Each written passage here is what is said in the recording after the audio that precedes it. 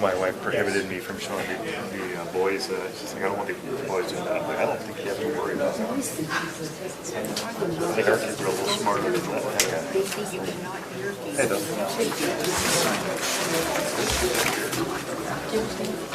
You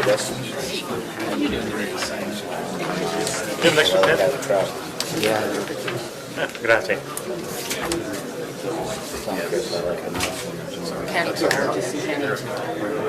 Whether or not the code can be applied.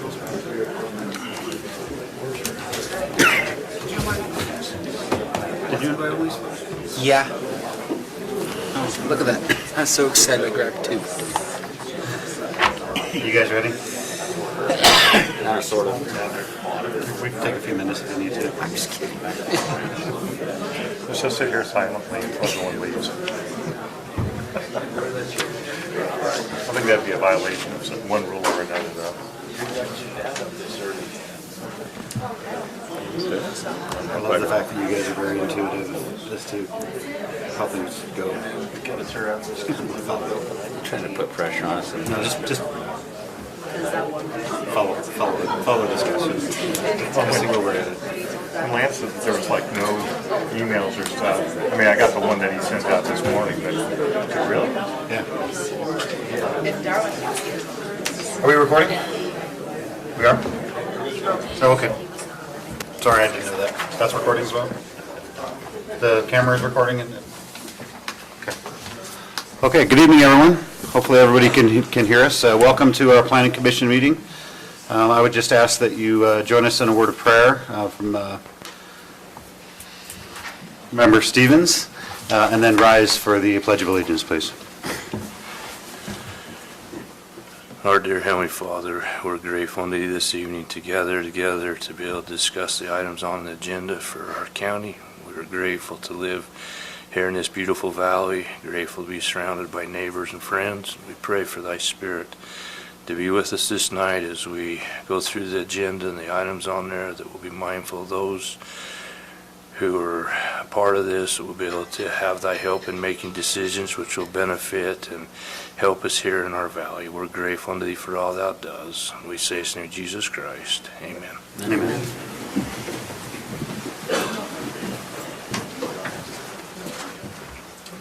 I pledge allegiance to the flag of the United States of America and to the republic for which it stands, one nation, under God, indivisible, with liberty and justice for all.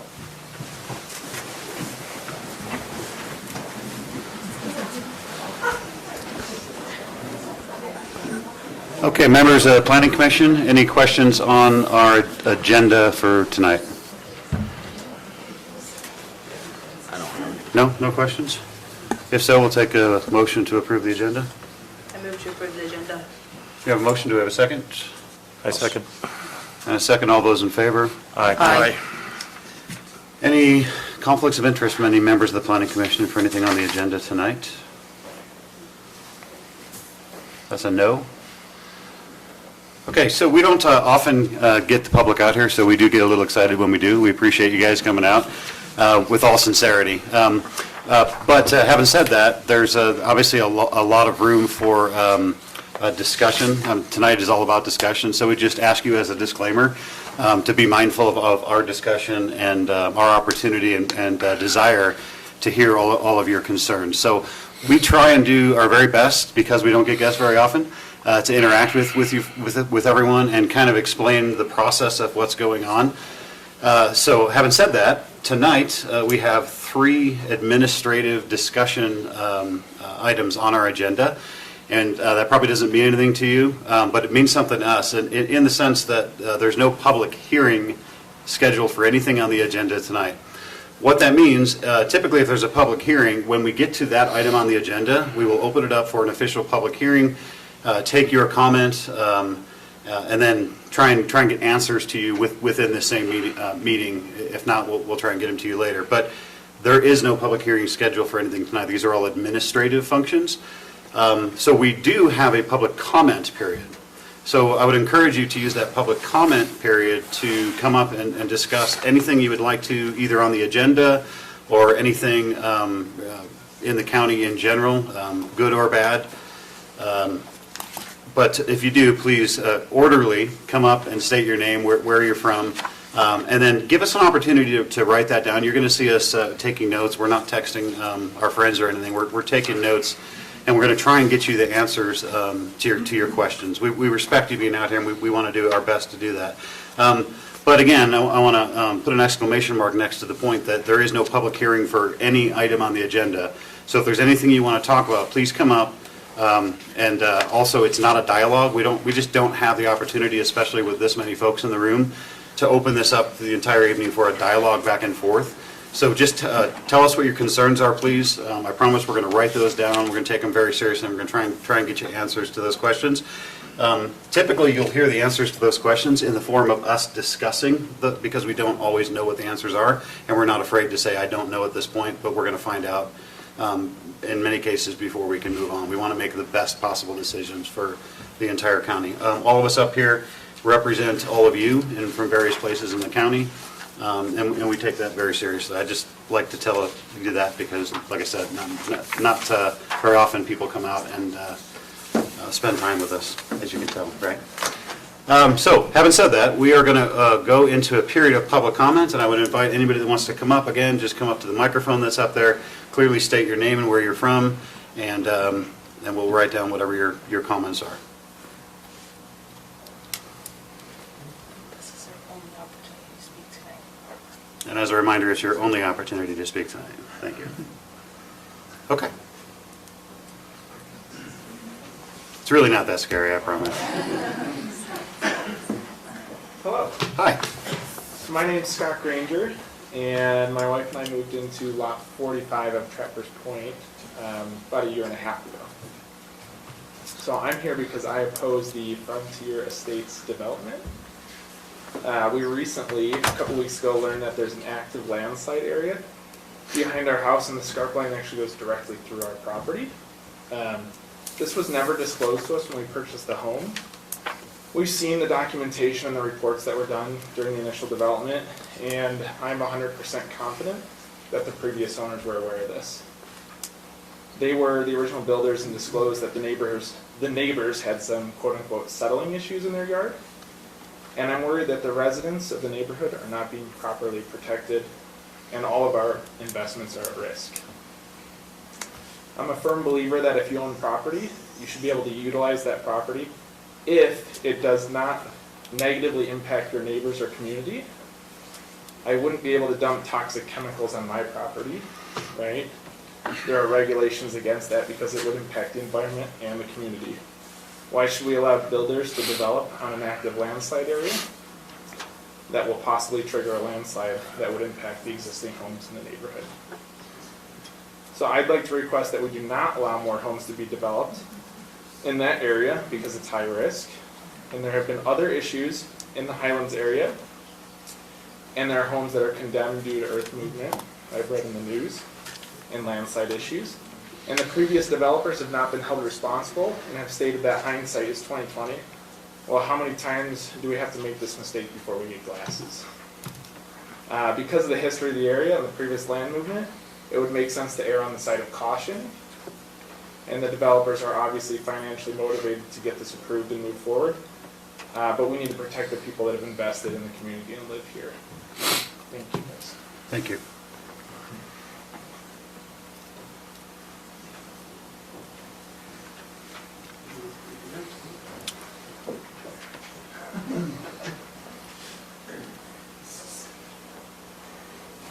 My name is Kim Blackburn. I'm a business owner here in Morgan.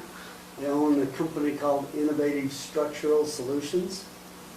What I wanted to do is stand tonight for two reasons. One, I just have some handouts that I'd like to hand out to you folks because we've been here 4 years now. We manufacture an insulated panel system that goes in either residential, commercial, industrial. It helps these structures meet the new energy code. It has a 2-hour fire rating, has a 325 mile an hour wind rating, has a ballistic rating, which we hope nobody ever has to worry about that here in this valley. I grew up in a small town in the central part, southern part of the state of Utah, so I feel very much at home in this community. That's why I moved my business here, was I wanted to be in a smaller community. We're very proud of our companies. We have no pollution, we put nothing in the landfill. And so we feel good about that. And we're starting to see a lot of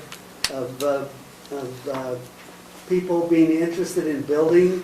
Have some people over in Peterson that are interested in building a residence. And we feel it's important that we give you, as the planning commission, so you, when you see things like this come, that it won't be something totally brand new to you. So that's number one. I wanted to comment on that. Number two is there's an item on your agenda, the number 7 there, the Armor Max building. We've been working with the owner and the developer, and we see something that we feel very good about from that aspect. They also, not a huge manufacturing company, but no pollution, able to provide jobs in the area and do it in a manner that can still maintain the ruralness that everybody that lives in a rural part of Utah likes. So if you don't mind, I'll just hand these. They're clipped. Each of them are a different aspect. We're located over at 375 East, 400 North. Just kind of back from the grocery store and around the corner. If you have any questions, we'd be happy to answer those directly to you or to your building official. But we're going to be adding on to our building, and of course we're going to be doing a tilt-up addition, and we want to put our panel inside the tilt-up because it gives us an effective R38 in our energy, to meet the energy code, and again, 2-hour fire rating, and some things like that that goes along. So, thank you. Thank you. Yeah, Yeah, that's fine. Thank you. Thank you. pass them out. Good, thank you. Anyone else?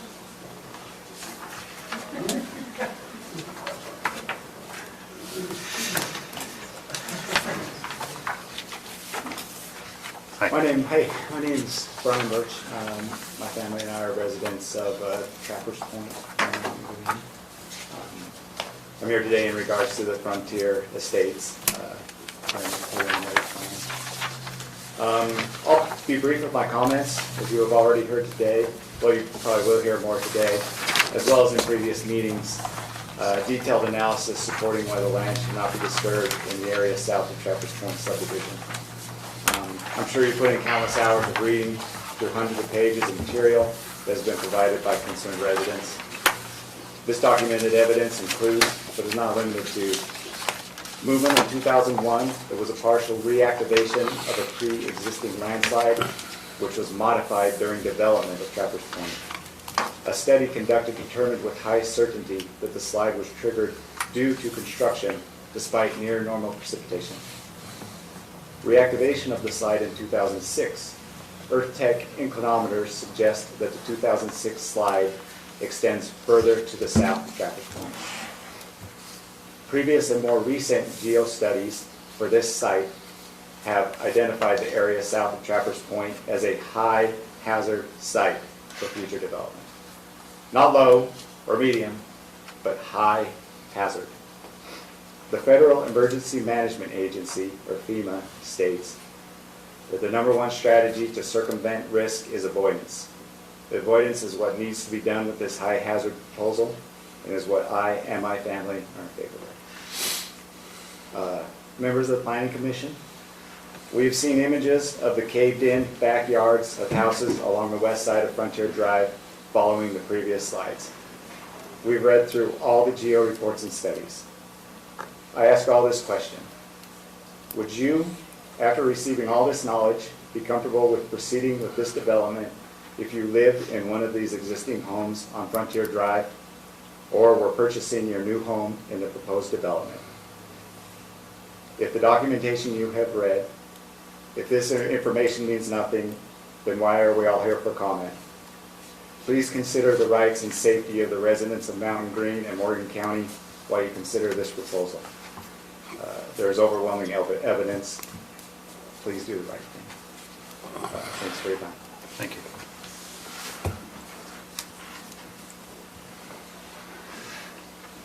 Anyone else for public comment?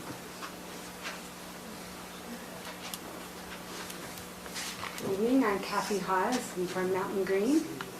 Appreciate you being here, and I want to start with saying the reason you're here is because your job can't be done by a computer or a robot. If it was just check the boxes, we wouldn't need human understanding, intuition, counseling, and some of the hard decisions, that's exactly what it takes. An understanding of the overall picture. We have so many successes in this county and good things to celebrate. The beautiful area that we live in, the good people, and I truly wish it was all Tangies and Taggarts. But we are also plagued with things like money problems, taxes, landslides, water issues, and those are the hard decisions that you have stepped up to help make. The county code, the purpose is to preserve the health, safety, and welfare, and promote the prosperity, improve the morals, peace, and good order, comfort, and convenience, and aesthetics of the county and its present and future inhabitants and businesses, including protecting property values. One of my great concerns, and not just mine, but we turned in over 100 signatures. We don't get that kind of conformity and agreement on any pool. But the citizens of our neighborhood have absolutely expressed, both on water issues and the geotech issues, not to proceed. As far as the water issues, the moratorium was not renewed, even though it could have been, and many think it should have been. According to the state, as of today, they don't have capacity, they haven't fixed their sanitary survey issues, and so, according to County Code 81226, even though at preliminary they are not required to prove water, you absolutely can, according to code. The Planning Commission may review all relevant information pertaining to the proposed development, including, but not limited to, the following: fire protection, sufficient supply of culinary and secondary water to the proposed subdivision. That's where your judgment and overall picture comes in. We're asking that you help the new businesses, which we're excited about. We need them, we want them. But it's not fair to them or anyone else to represent that they have water when they don't. Also, we would ask that you use your authority and judgment to promote, preserve, and protect the residents of our county. Thank you for being willing to serve and make these hard decisions. Thank you.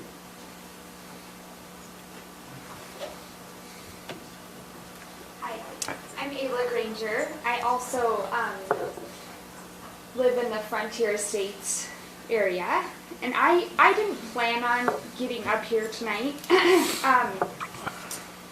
but I feel very compelled because I think it's a great opportunity as a citizen that we get that we are able to come and talk to the people that live in our community. And I don't have any facts for you or formal things or things I can pull from laws or whatever. Like, I'm not even that kind of person, right? So, but what I want to say is that from a human to a human, my backyard is sliding, and no one told us before we bought our land, right? That's a big deal. And I know that these are two different starts and these are two different situations, but like, I would never wish this on anybody. And I feel like as a community we can say, yeah, I wouldn't want my friend to buy that land. I wouldn't want, my neighbor to have to buy that land. And you know what, maybe nothing happens. Like, maybe it's totally fine, but we all have to live with the consequence if something does happen in a high-risk area. And who's going to protect us? Like, no one, right? Like, we all want to pass the legal buck, like, oh, it'll be the developer, or oh, no, the county signed off on this. But in 5-10 years, when things go bad, like, this is all going to be on our hearts. And I think it's important that as humans that we think about that. And I just feel really compelled to stand up and say that I'm absolutely against continuing development until until we have more information, or maybe we put a moratorium on the land and protect it for now until we have more information. We had huge issues with water since we've moved in there. We were never disclosed any of these issues about the water. So I also feel like, what is going on? Why is the communication so muddled? Like, it should be very clear and make sense. Like, as citizens, we should feel like we're well informed, but we're not. We're only like half informed, and everybody's trying to say, well, this is how it's supposed to be done, or it was done that way, or like I called the health department and we were all supposed to have fresh water when we were out of water for 2 days. But like, we weren't given fresh water, and that's a big deal too, right? Like, that's not honest communication. And so I just feel like, thank you for letting me have the opportunity to say something's not right, and we're not comfortable as homeowners even saying what that is or isn't. So thank you for hearing my emotional speech. Thank you. Anyone else? Public comment? No? Okay. So we're going to move out of public comment and on to item number 6 on our agenda.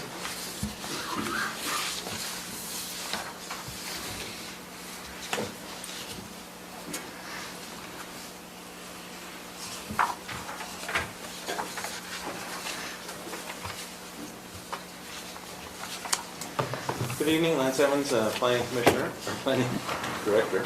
Wish I was a Planning Commissioner. So this is a request for a conditional use permit on Lot 7 in the Ridges. They would like to build a barn that is outside the building envelope of Lot 7. Each of the lots in the Ridges has a designated building envelope. The plat note requires or allows for a conditional use permit to be approved by the county council for development outside of that building envelope. And this project is starts with you, and then you will make a recommendation to the county council.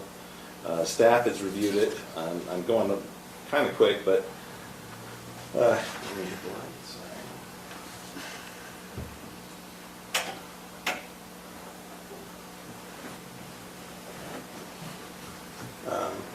Lot 7 is right here.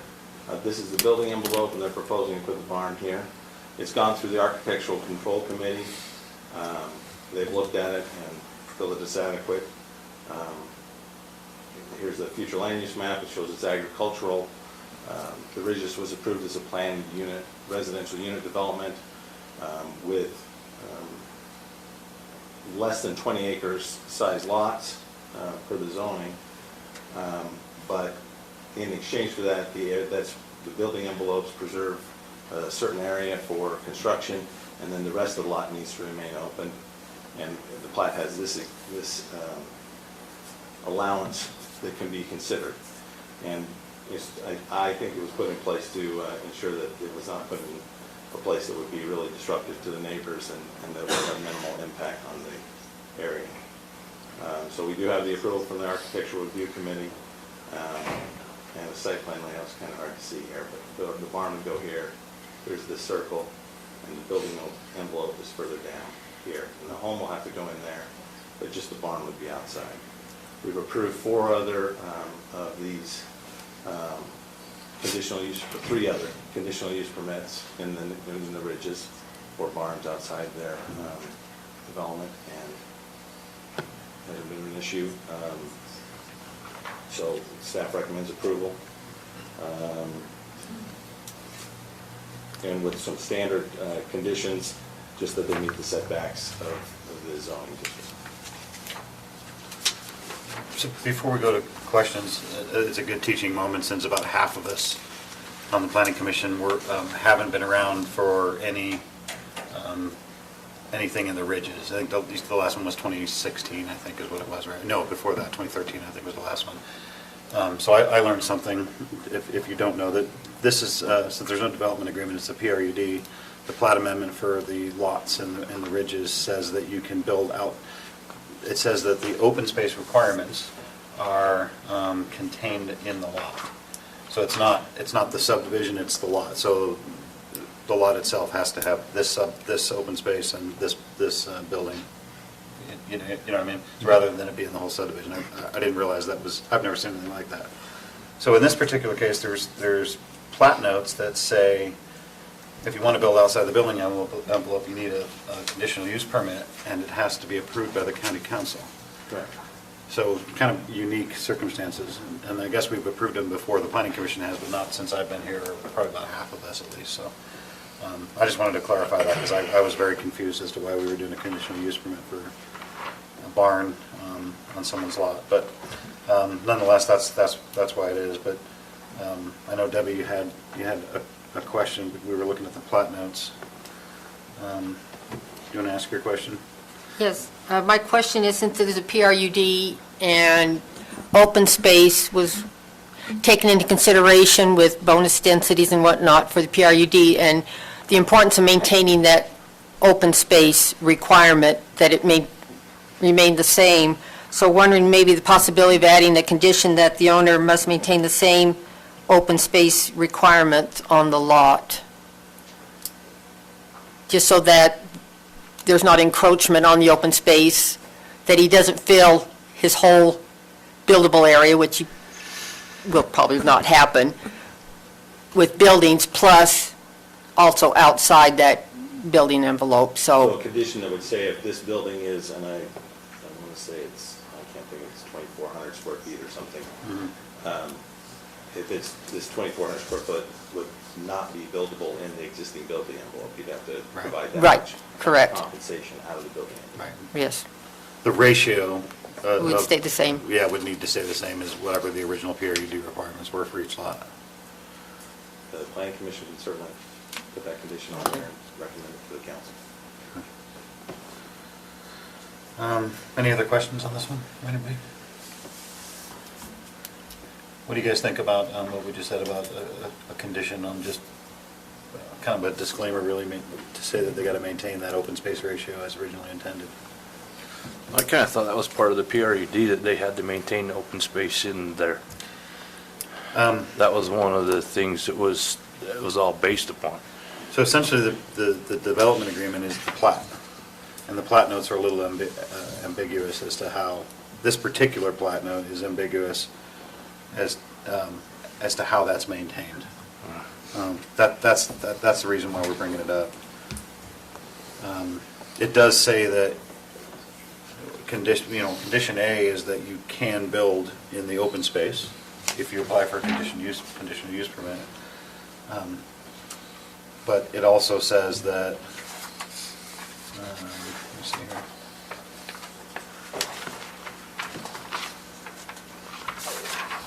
It says any changes to the open space in Right. general will require conditional use permits. So this is in general, obviously. And then it says the reserved open space easement is set aside in perpetuity. Said reserved open space must remain as part of the acreage for each individual homeowner of the Ridges Estates PRUD subdivision. So essentially, we're just clarifying that, hey, just because you're going to You're build just into the trading- open space. Just trading one Trading. spot to another, Trading spots. but they maintain the open space. Right, just got to maintain the open space. Because the PRUD itself, we don't feel is clear, is very clear. I guess, so that's what the other ones have been like, that we've done the same thing, where they maintain the same amount of open space. Exactly. They just moved the building to a different location. Yeah, and you would lose 2,400 square feet on your existing building envelope. Unlikely you would build to the building envelope. It's a pretty big building envelope on these lots. I think it's 2 acres. Yeah, 2 acre buildings envelope. Any discussion on that? Okay. If there's no discussion, anybody want to make a motion on this one? I will. Go ahead. Mr. Chairman, I move we recommend to the county council to approve the Lewandowski conditional use permit request to construct an agricultural barn outside the building envelope of Lot 7 of the Ridges PRUD subdivision, application 20.002, subject to the findings and conditions listed in the February 13th, 2020 staff report, and as modified by the condition and finding below, which is maintain the same amount of open space in the current building envelope.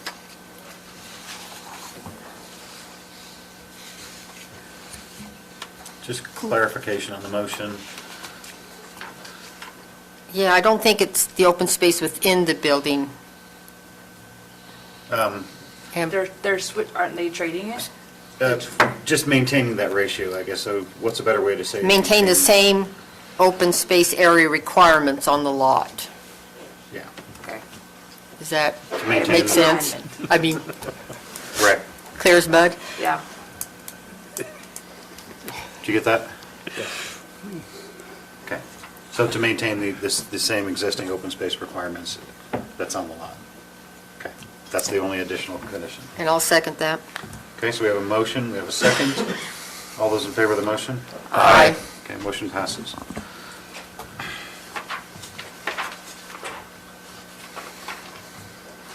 The next item on the agenda is the Armor Max conditional use permit. Are you ready to move on?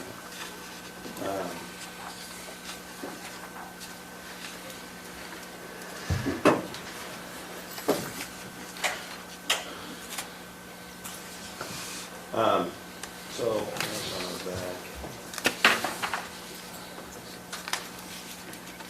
So, to orient you to the location, for those of you that are not familiar, this is Trapper's Loop at Mountain Green, Old Highway, and I-84. Kent Smith Park is here.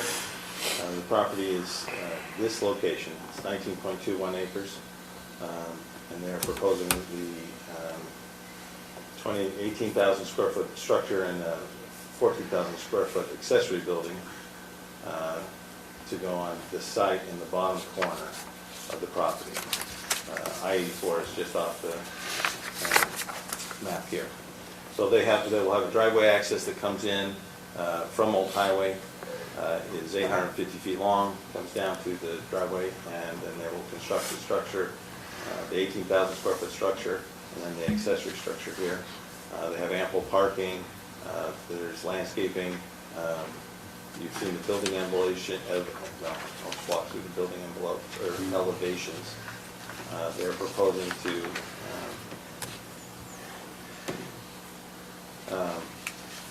as was mentioned in the public comment, they're going to use Innovative Solutions product and then put a stucco finish on it so that it mix of colors and variation. They've got some demarcation lines that will help break up the mass of the building. There's some offset with the different elements, so it's a structure that would have a good facade toward the highway, and you could put a fair amount of architectural detailing into it for this product. The project is in a light manufacturing zone district, and so this is where it's going to sit on that property. This is the overall 19 acres. The conditional use permit is for the machine elements, the welding, the automotive equipment repair. It's not repair, but modifications. They have future plans to develop the rest of the site, but as presented, we're looking at this access point and this site with its architectural and landscaping and site plan. It meets the conditional use permit requirements. Staff feels that it would be a good addition and meets all the code requirements. We do have 3 conditions that, just basically we have a standard condition that is follows the existing all current codes. It's going to have to keep following those, and we throw that in there just to cover our bases. Also, that it will be outside the floodplain, which has been modified in this area and is not an impact. There's a berm/dike that would keep that has changed the floodplain in this, and it's out of the floodplain. But it would just need to make sure that if that changed, the structure would still be out of it, and that prior to any other development on this site, they'll have to go through the subdivision process. They need to break off this 3-acre site and actually create the other parcels as per their conceptual plan that they're working on. It also, I'd like to add, it's not in the staff report, but we do need a 4th condition just and maybe a fifth condition to address the water issue. We were hoping to get, and the applicant has submitted a will-serve letter from the Highlands Water that we received just today that adds some new information. But they have a development agreement with Highlands Water that they will provide the water for this site. The staff would like to recommends that we add just a couple conditions so that everybody is well aware of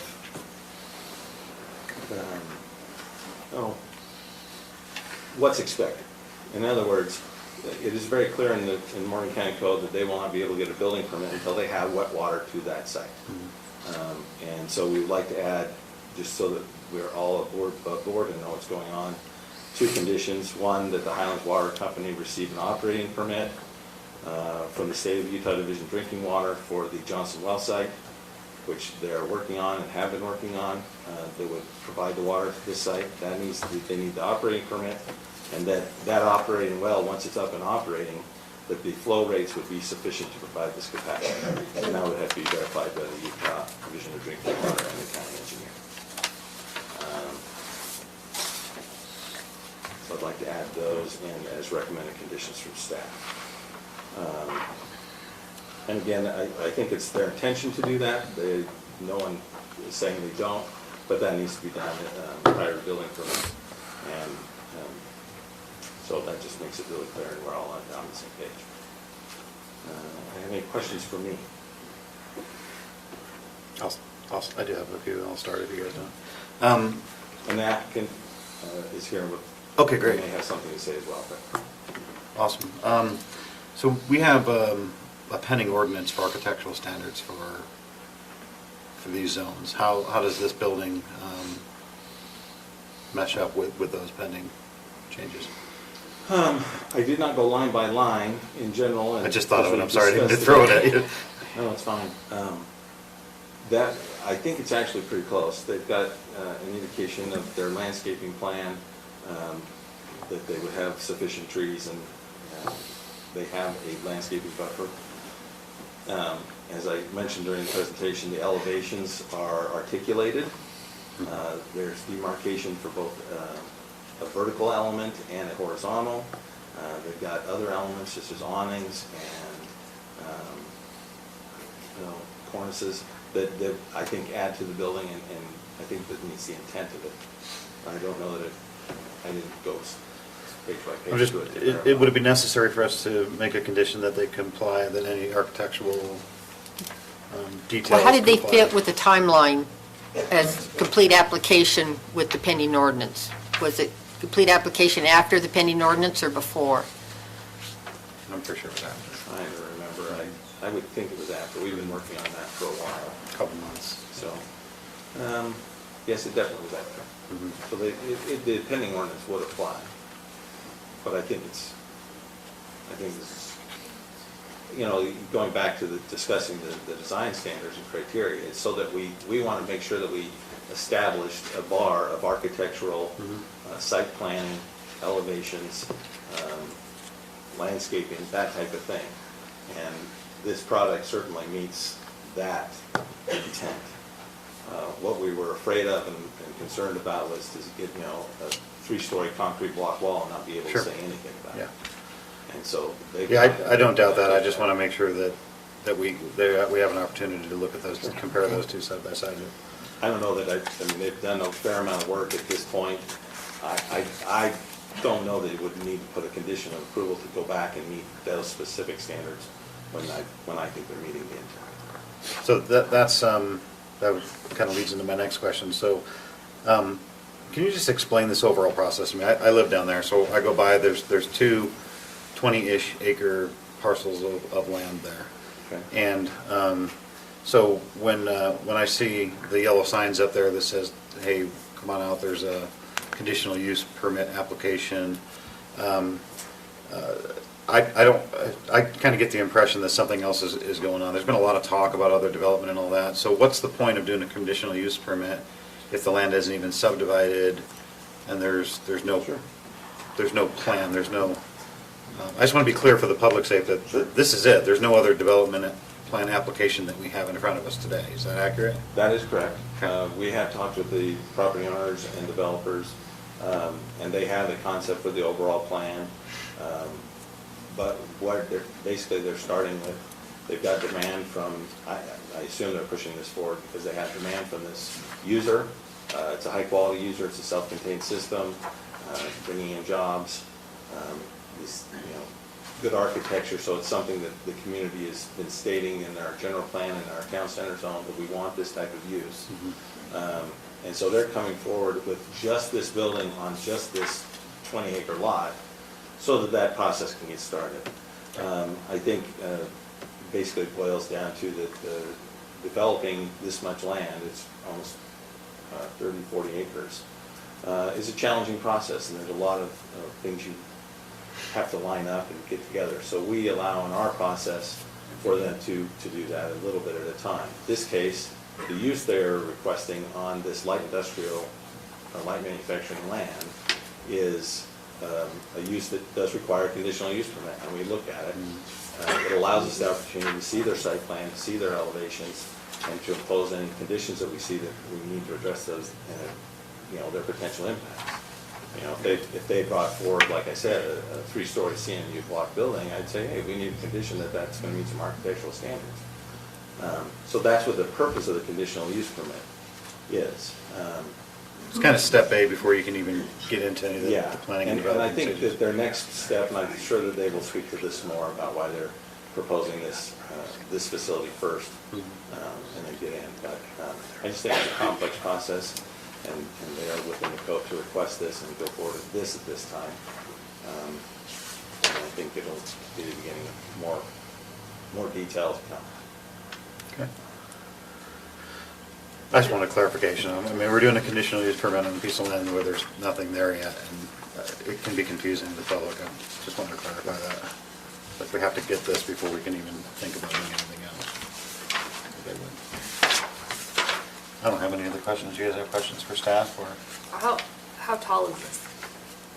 I couldn't find it. I looked it up once.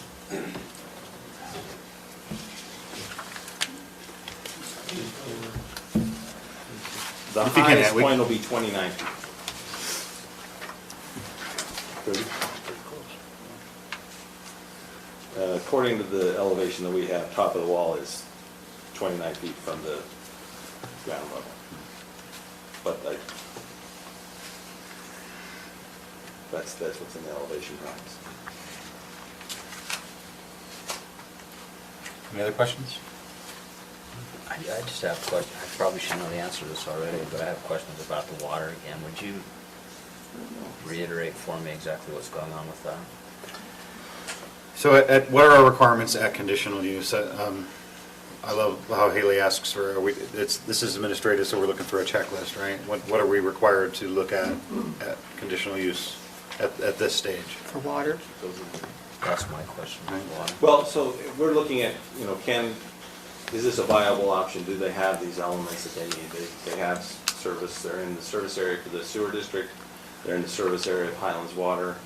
We bring up that condition that we just want to make sure that everybody understands that Highlands Water has a little more work to do to get that well up and running before they'll have capacity to serve this project, based on what we understand. So it's just out there to make sure that we're all on the same page and understand that the building department will not be able to issue a building permit on this particular project until that happens. And that would be after subdivision. Correct. Whereas There's a lot of other stages that, you know, that's why it's so weird about the conditional use. They have to really figure out what standards we would require to be applied to mitigating any hazards for the conditional use before they even go on to subdivision or concept or preliminary and final. So by approving this conditional use permit tonight, tell me what they're looking at in terms of construction. When does this project start, you'd have to talk to the applicant about the timing. But, I mean, for us, for the phases that we'd have to go through, subdivision, Well, But not for this project. Not for this Not for project. this project is, they're essentially building one structure on a On lot. the entire block, okay. It's a parcel. That's what I So wanted to It's a buildable clarify. parcel right now, from a land use standpoint.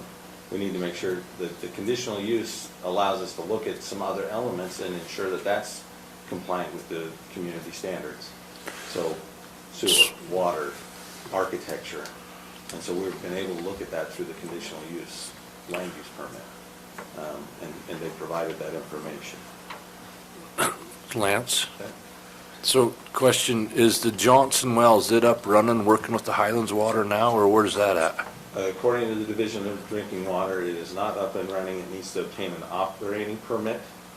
And then it is believed that it will have sufficient capacity, but it will have to be documented of how much water is really coming out of it once it gets its So operating permit. it's pretty close, it's just a few steps they They've gotta pulled go the through. permit for the well house, We need to look at the code. and I understand they're working on it, but yes, and they're certainly going forward.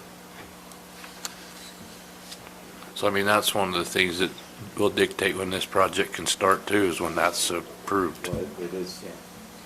Absolutely. We won't be able to issue a building permit until they don't have water. The conditions of approval detail out exactly what we need to see. Right. How long is the conditional use permit good? Like, if we approve it, when does it expire? 12 months I want to say it's 12 months with the extension. I'd have to double check the code. to start building, I thought it was 2 years that they had. to start it. So while you're checking, I'm going to speak to Steve's question. Our code in 883, under conditional uses, talks about approval conditions and the exception process. And it says that, so our requirements are that the land is such a size, such shape or size, or is affected by such physical conditions or is subject to title limitations of record that it is impossible or practical for the developer to comply with all the regulations of this title. Oh, that's an exception, sorry. Approval conditions. Let's see. What's that? I don't know.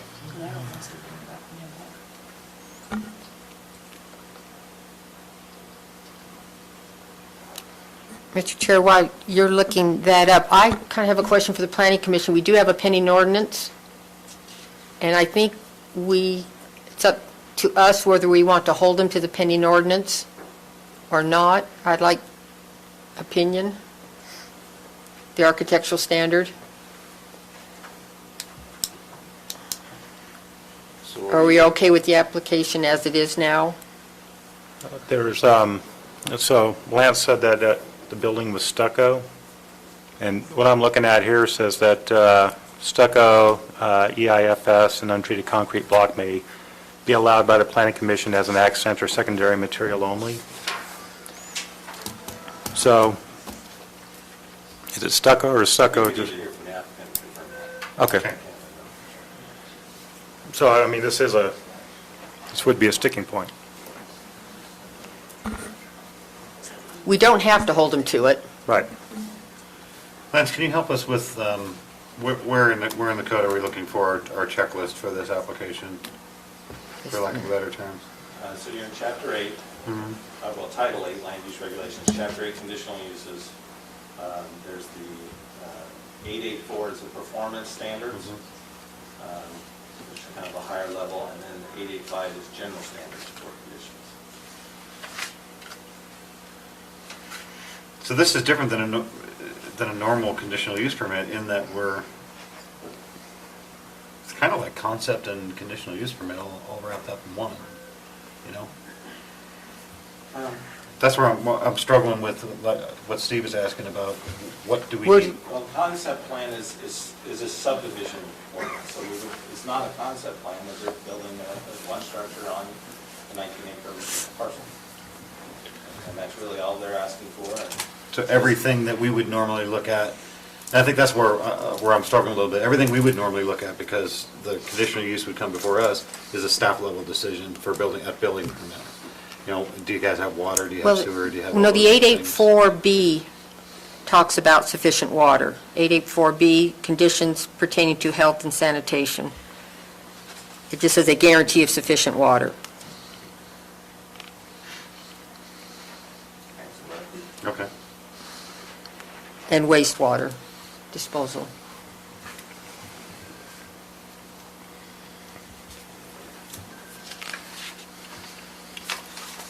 I And it think- doesn't expire unless we give it a term, like unless Oh, we no, say that's- that's a condition. No, that's for the total conditional use permit. We're talking about starting it Yeah, there's a time that they have to start. Oh, okay. before it, I think, I know where you're going, Stephen, that's a good question. I just don't know what our requirements are. Do we need will serves, do we need that kind of stuff? Well, my issue is whatever we do for one, we do for everyone, so. Yep. Yeah, that's good. But the water issue in the conditions that Lance put out takes care of tear that one, yeah. Mhm. Let's hear from the applicant. Yep. Would the applicant like to come forward?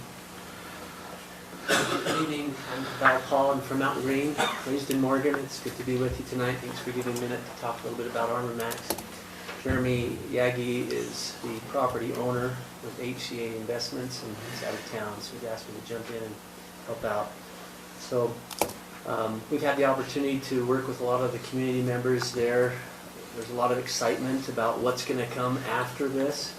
And while we love that excitement, we want to just keep our focus on and say what is at hand here. The conditional use permit is well within the Morgan County's general plan of bringing light manufacturing to this area. So we have a mind looking forward to the future, so everything that we're putting in as far as infrastructure will allow for future things. And we recognize that we have to go through that process of subdividing in order to make that happen. But in working with the county and utility companies and everyone else that's involved in this complex of an offering, we're looking forward to the future so that when we come back for the next phase, we can answer all those other questions for you. So as far as the architectural standards, the concept from Hughes Construction is a little bit off in the fact that there'll be about 4 feet of rock and then some stucco above that, so it doesn't show it that clearly. So I don't know if that answers one of your architectural questions. And we support the staff's recommendation for the conditions that are reasonable, the ones that we've talked about in detail and in advance. We're working closely with utilities, both the water and the sewer district, to make sure that we not only are consumers, but helping that process to open up ways to get the next level of development in that area. What's your timeframe? When do you plan on starting to do? So once the operating permit from the for the well house is ready, we're ready to start. So, and that, if we want an update on where that's at, Bart Smith from the Highlands Water Company can speak to where we're at with the water, but the brick is up, the cinder block is up. They have about a day to put the roof on. Their bid's out for the waterworks and the infrastructure. Rocky Mountain Power has had everything done since the fall as far as they're aware. They have a date scheduled to make that happen. So then they bring in, once that's ready, they'll test it. The Division of Drinking Water will make sure everything's good to go. And then that's when it opens up opportunities for us to get going. But we'd like to get the conditional use permit to keep that process going during the sloppy winter weather, so that when weather turns better, we're ready to go. I know this isn't part of the conditional use permit, but just as a general question, there's a lot of questions about water in general, and obviously in the area. Do you know what that well is going to serve? Is it just going to be that lower area down there? Is that the intent of that, do you know, or just those two? This particular building uses less than what a house would use. Mm-hmm. There's 2 bathrooms and a kitchen sink and an occasional use shower, so 1 equivalent residential unit's all we need. So There's not a lot of high-pressure heating, cooling types of things for this armoring process. There's no chemicals that are being used in the process. Everything's manufactured off-site, brought here, installed, and then shipped out. So the indoor use is less than a home. And then we plan on being aggressive with the low water use technology for landscaping, selecting plants and trees that aren't water hungry. So, back to your question, we have a pending ordinance for architectural standards, and you said we can hold to that architectural standard, or to that pending ordinance, or does it meet the intent of why we're doing it? Is that fair? So we need to make a decision, to have some discussion on whether or not we, which direction we want to go, so. And I have an answer on the expiration. Oh, what is it? So they have a year to make positive development action. I knew there was a year in there somewhere for something. The planning commission for governing by may grant an extension of a year. Any questions for the applicant? No? Thank you. Thanks, appreciate it. So I think that's really the only thing we're trying to figure out, is that we do have this pending ordinance, and the reason we drafted it was because we wanted cohesiveness with architectural standards for the town center zoning, right? Yeah, so I think we should Hold them to it. hold them to it, yeah. Yeah, the reason I asked them how soon they want to get started on this, because we're probably, I don't know, optimistically a month away from having, 2 meetings away from having that done, public hearing. Yeah? I'm sure. Is that too optimistic? That's what our ordinance is. I don't think that would mess with them too much. Yeah, if you wouldn't mind, just so we can hear And the you. draft standards are out there. So Are you part of the applicant? Sorry, sir. Address You them. from the applicant? No, I'm one of the people that live in the area. I really apologize. It's just, we just got to keep it to the discussion, or with the applicant at this point. Did the applicant just mind answering that? What do you think about that? We got this pending ordinance. I'm curious to see what your opinion is. The intent of the pending ordinance is not a whole lot different from what you've got. We'll probably have it done in a month. There might be some minor tweaks. I just want to know what your opinion is. I think this is going to be one of the nicest buildings there in that area, so I don't know what the ordinance is. But from what you've described, and the variation of what you want with the landscaping, I think that we're pretty close. Is your question, can you wait for a month for us to have the ordinance? Kind of, yeah. I think 1 month is not unreasonable. 2 months that would be part of it. I'm not comfortable with saying we'll have it done in a month. Right. I mean, that's. Do you No. have the preliminary that we can look at? But we do have a draft that they. Yeah, we do have a draft. I mean, really, if you want to see a draft, look at our town center ordinance. And that's what we're trying to do. Yeah. Is we're trying to mirror that so that the look and feel is very similar. It's less than the town center ordinance. That's essentially, it's less restrictive in the sense that there's the roads, how the roads are constructed, and, what's the word? The connectivity standards? Oh. Right? But overall, I think it's less restrictive. Well, A little bit. and I know that the developer's concept plan for the whole property has connectivity in it. They actually have addressed that. Just not the same And I formulas. think we'd have to walk through it and see what elements. Okay. There would be some stuff up, so I believe. So I'm hearing you say that's an additional condition. Okay. But with the standard. Yes. Yeah. Okay. So does someone have staff's recommended additional water I condition? do. I've written them down. So, Mr. Chair, Okay. I move to approve the Armor Max conditional use permit for the purpose of metal manufacturing and automobile modification, use file number 20.01, subject to the findings and conditions listed in the February 13th, 2020 staff report, and as modified by the conditions below. Number 1, that Highlands Water Company receive an operating permit from the State of Utah Division of Drinking Water for the Johnson Well site.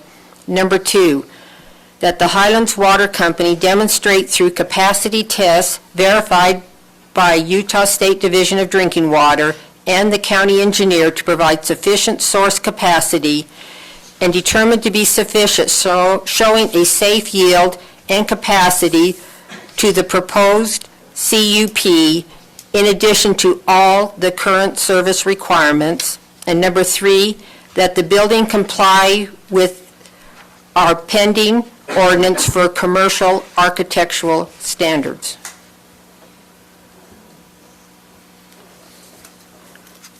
Got that? Second. Say it again, did you say with the current architectural standards? Pending. Current pending, Current pending architecture. with the pending ordinance. Comply with our pending ordinance for commercial architectural standards.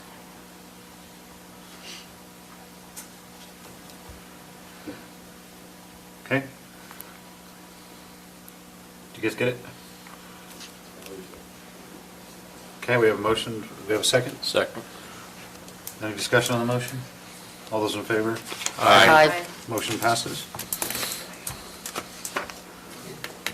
On to item number 8.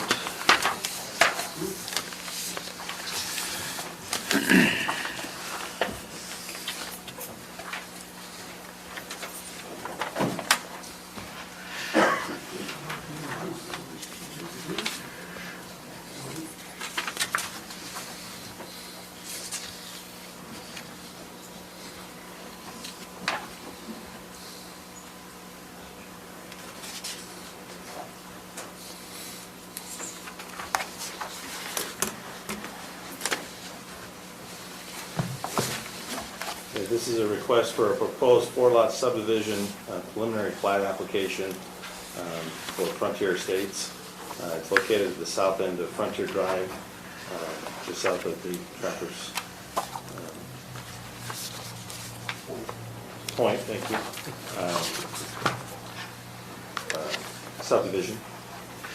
This project has initially started out as an 11-lot subdivision. The concept plan was approved last fall by the Planning Commission, requiring that this project go to and usually that would be a smaller subdivision, would have combined preliminary and final.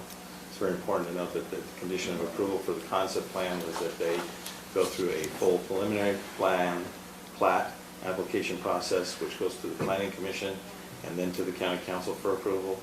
And then they would have to come back with a final plat for approval once they've gotten all the requirements. Let's see.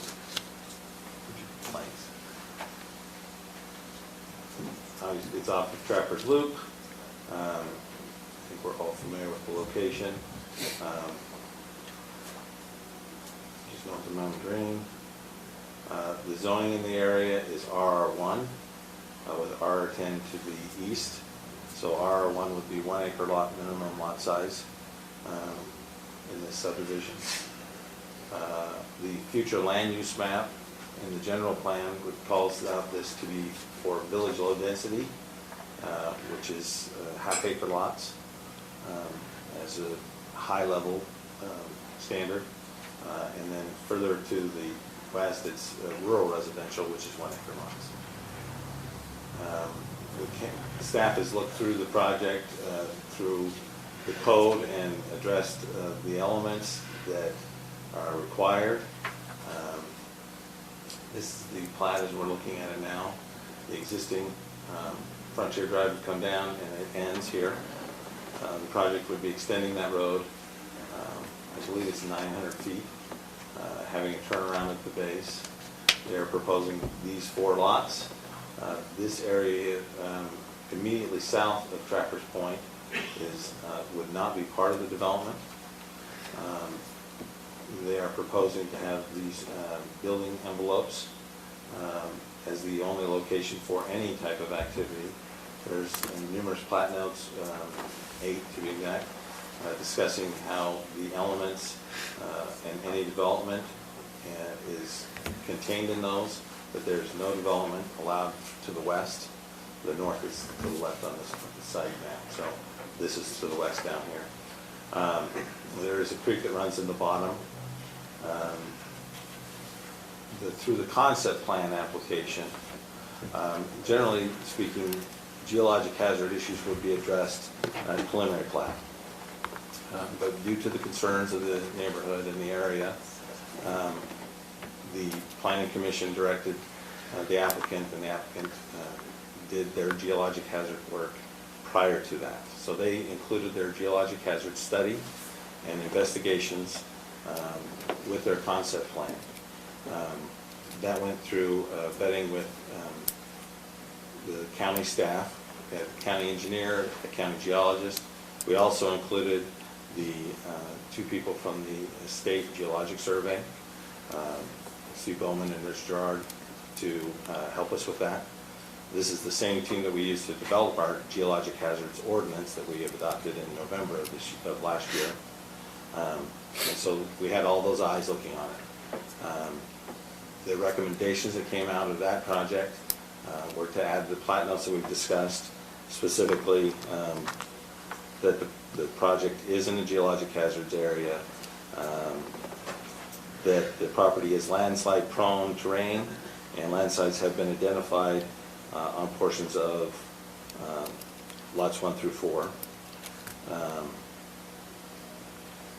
They've denoted a setback line for geologic hazard evaluation based on that report that was done last year.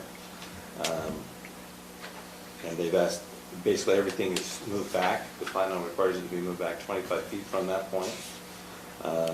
They've identified the non-buildable areas on this plat, so that it's not only, can't put homes back there, they can't do anything in that sections of the property.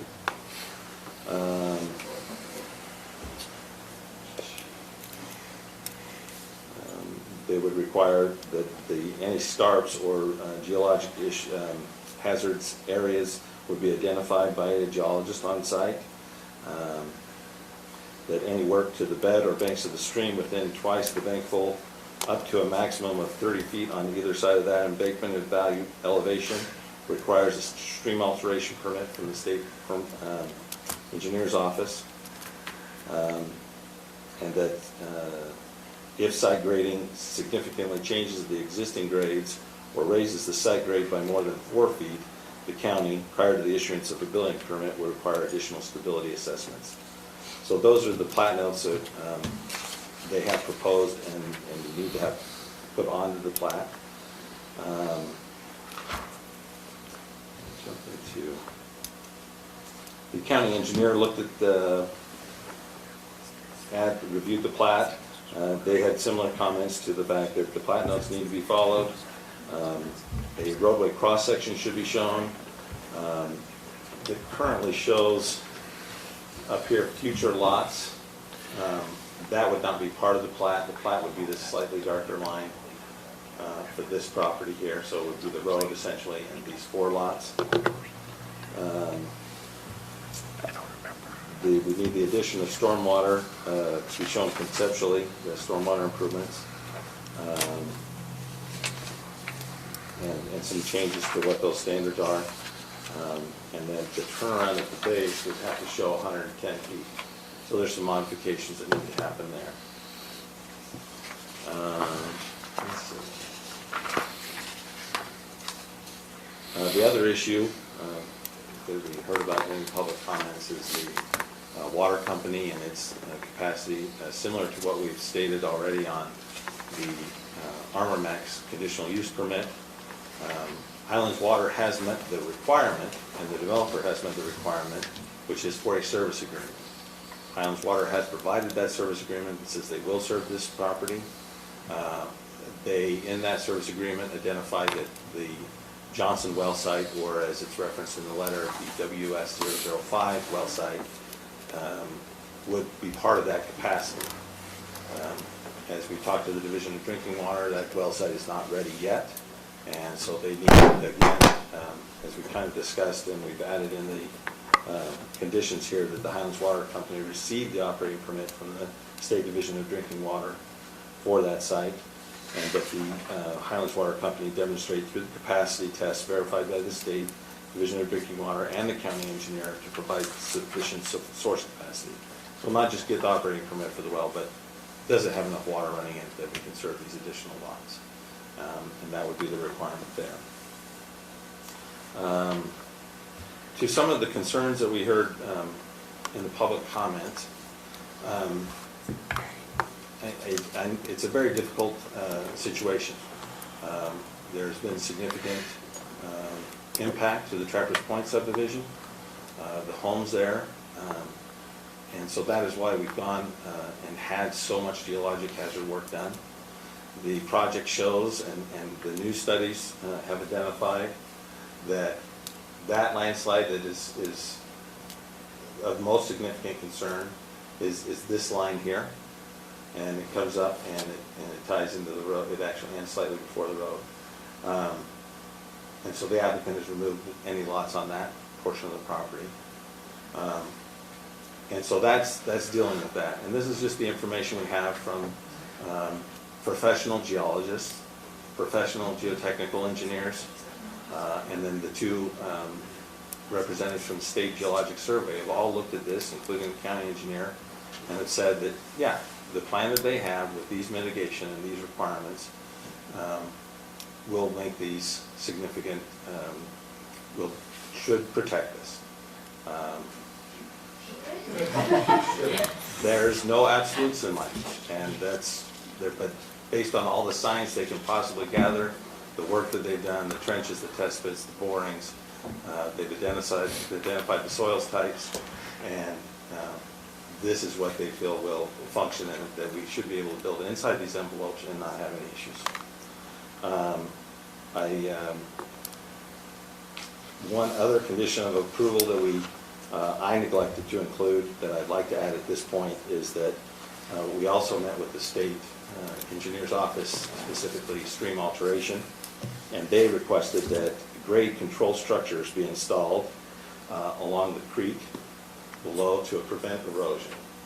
And we have a restriction that you can't do anything down there without addressing it, but I think they're asking for a little bit more, and so I'd like to throw that out as a recommendation as well, that and my wording on it is that the grade control structures be installed as recommended by the State Engineer's Office of Stream Alteration.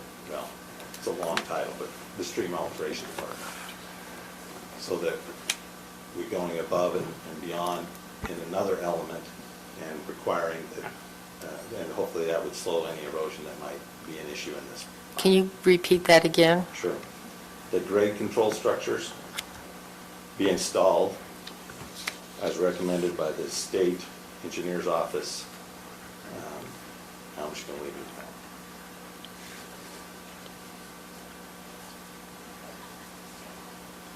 And I'm sorry for not catching that sooner. I'm just trying to get all this stuff. But I think that's an important element.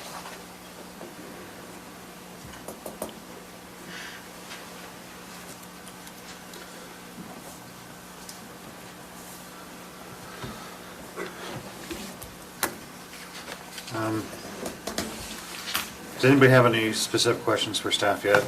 I do. Yeah, and I do. But we can go in order or whatever. Go ahead. Start from down there. You got some? Actually, if you don't mind, before we even start asking questions, just for the Planning Commission's reminder, I'd like to read the portion of code that is applicable to us tonight, just to refresh our memory on what we're here for tonight. In 8/12/26, review of preliminary plat, our code states, the Planning Commission shall review the submitted preliminary plat and determine compliance with the standards and criteria set forth in this title and all other ordinances of Morgan County, including but not limited to the Land Use Management Code, General Plan, Master Street Plan, Road and Bridge Standards, and applicable building codes. Courtesy notice of the public meeting at which the Planning Commission reviews the proposed preliminary plat shall be provided.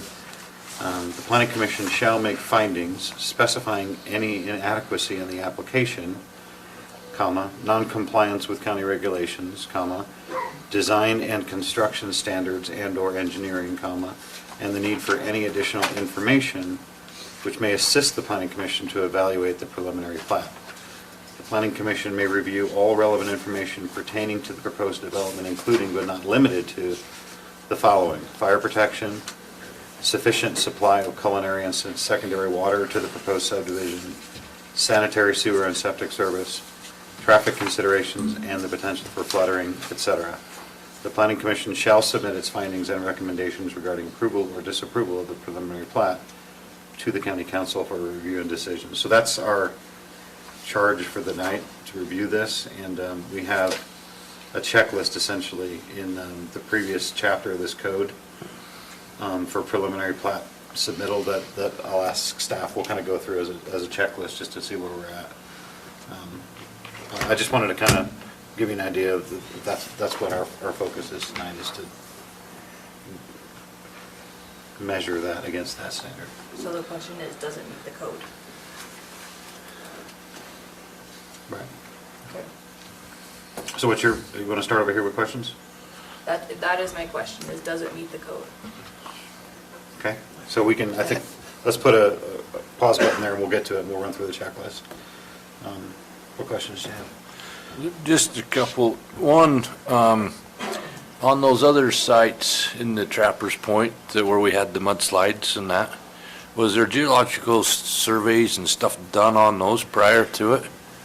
I believe so. Okay, so that's just one of my questions. Then my other concern is all the notes from Mark Miller.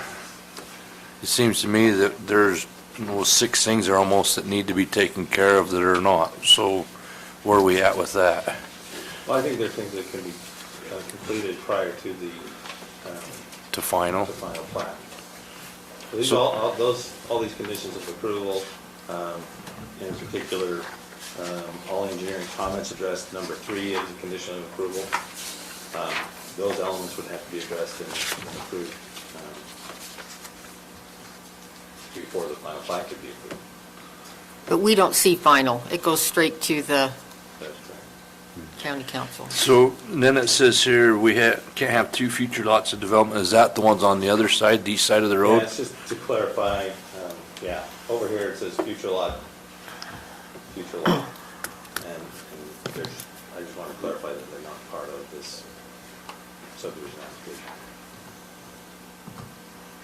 Pulled back from concept. Concept, they were there. Correct. Yeah. And why did they pull back? I don't know. Okay. That's all I have. Okay, my first, I kind of have a question. Yeah. So, is on the other side of the road, would we have the same issue? On the other side. The ones that they pulled, would we be having the same conversation if those were there and not the 4 that are proposed? Did the geo take into account those other, they would have, because They did, they looked at them. The issues are here at the start lines and this steeper slope that's here on the western side. The problem is You get up on top of the ridge a little bit, and this is where it starts to flatten. there are applications for these on this side, not the other. Good for now.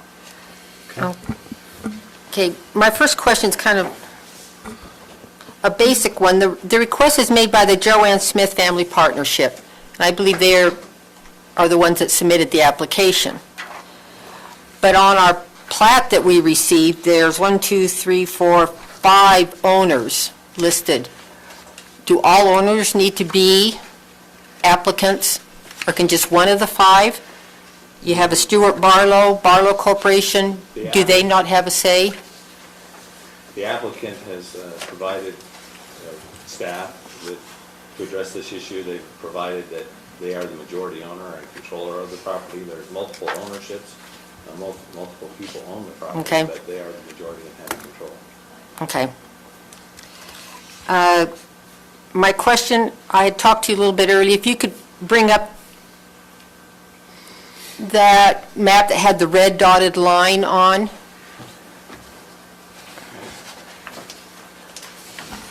And probably this is a question that maybe needs to be answered before to move on, what that red dotted line means. I believe it's a 25-foot setback from the Geohazard? geohazard. If you look at the left side of the line, it says it's the setback line. Right, and it goes into the road that will be constructed, and it's okay to construct a road and put fill within I did not that. receive any concerns or comments from the engineer regarding that Okay, as an issue. I believe it's okay. okay. And my next one's kind of a little biggie. According to our code, let me get to it. I've got, there's got to be a quicker way to there. Okay. According to our code 8-12-43, and this pertains to lots in the subdivision code, and this is letter J. It says all, and I'll read it for the Planning Commission, all portions of all parcels from which a subdivision is created shall be included within the mapped boundary description of the subdivision plat, unless a portion of the land qualifies for and is approved as an agricultural land or other approved exemption from platting requirements. So this subdivision is part of a larger 200 and some odd acre parcel. Yes. And I have talked to Lance.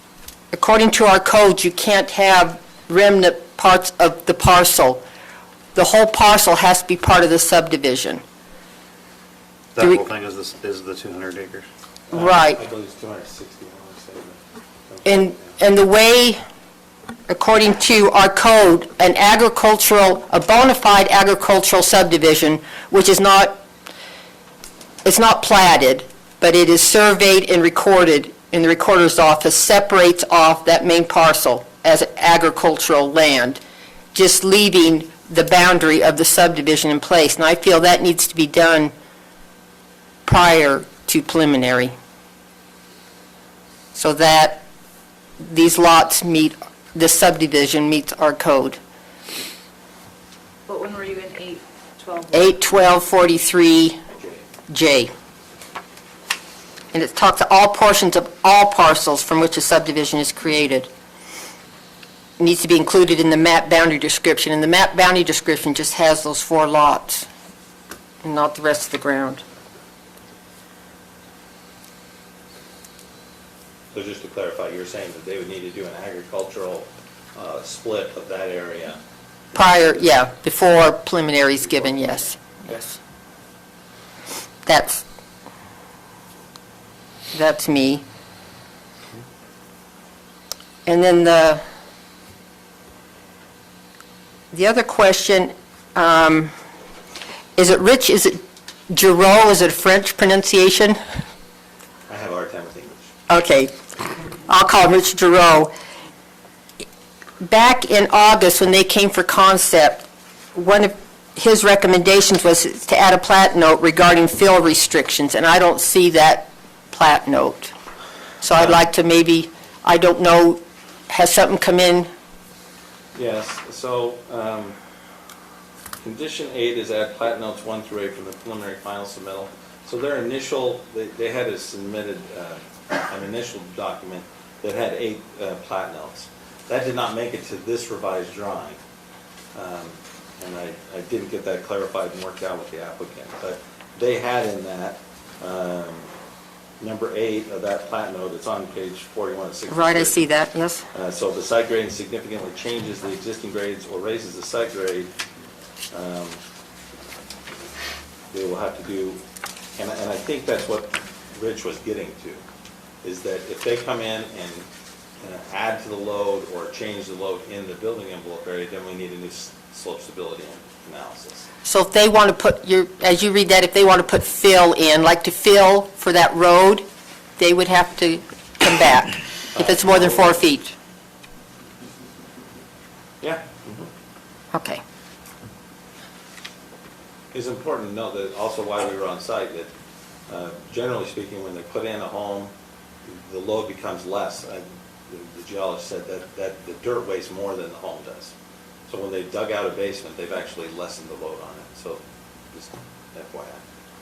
Right. I'm more looking at the road that goes through that gully, ravine, whatever, that they would have to add fill to. You say that plat note covers, I believe you so. believe, okay, thank you.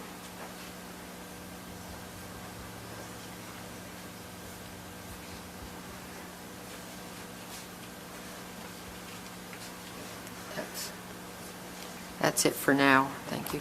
Okay. This way. Dustin? I don't have anything. Okay. So, Steve? what makes the ground unstable? Lance, it's water, right? Well, it's the soil type. No, I'm not a geologist. It's soil type of water.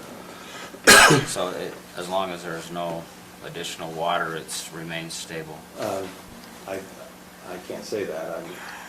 That's a little too general for The me. escarpment that's shown on there, they're what exists today, right? Correct. So what happens in a heavy water year when you have a lot of snow? that's- Would that escarpment possibly change? It possibly could. So we're approving subdivisions in an area that's already proven to be unstable, and we're going to add to that? Is The that the geologist recommended moving any development 25 feet back from that escarpment. So that if that did happen, I believe their intent would be that would take a lot of time and a substantial change. And so it would be addressed, and it could be addressed if there became issues there, rather than being right on top of it or whatever. So the location of the homes and the building envelopes are what the geologist felt was adequate. Okay, I go back to Shane's question originally when he asked, was there geology studies done on the original? I assume that was done and that came back in a positive direction, right? Correct. So we still have that problem up in those existing homes, right, where things are starting to slide? Yes. And I guess my question back to you is, the 25 feet in a heavy water year, do you think that is sufficient? I do not know. The geologists have said yes, it would be. And you probably know that, I don't know it. Where, do they have a hydrology test that says how much water creates movement? Do they know that? I don't know that they know it. I can't really speak to that. All the parameters that they factor in. It's a very in-depth study that is reviewed both by a professional geologist for the developer and double-checked and agreed to by the county geologist that's working for the county at that interest. So do you have information on the existing subdivisions, how much movement there has been over the years? I believe Trappers Point does, yes. Do you know what that is? I don't Not off the know, top I'm of my asking. head, I don't know. Right. But I know they have measurements out there, and they have inclinometer. They have measurements. We can speak a little to that when we have our discussion, because when we went to the site survey, we asked the geologists a lot of these questions, so when we get to our discussion time, we'll kind of, I'll fill you on what they told me at least. Okay. Last question I have for you, again, I should probably know this as long as I've sat in this seat, but I don't. If say we approved it and the subdivision above, there's a heavy water year, it starts to slide, the new ones start to slide, what kind of liability does that create for the county? I don't know. Zero. Thank you. That's all I have. So, Folks, before we start, I know this is going to be tough and even painful, but this is our time to have a discussion, so please respect that. Keep your comments.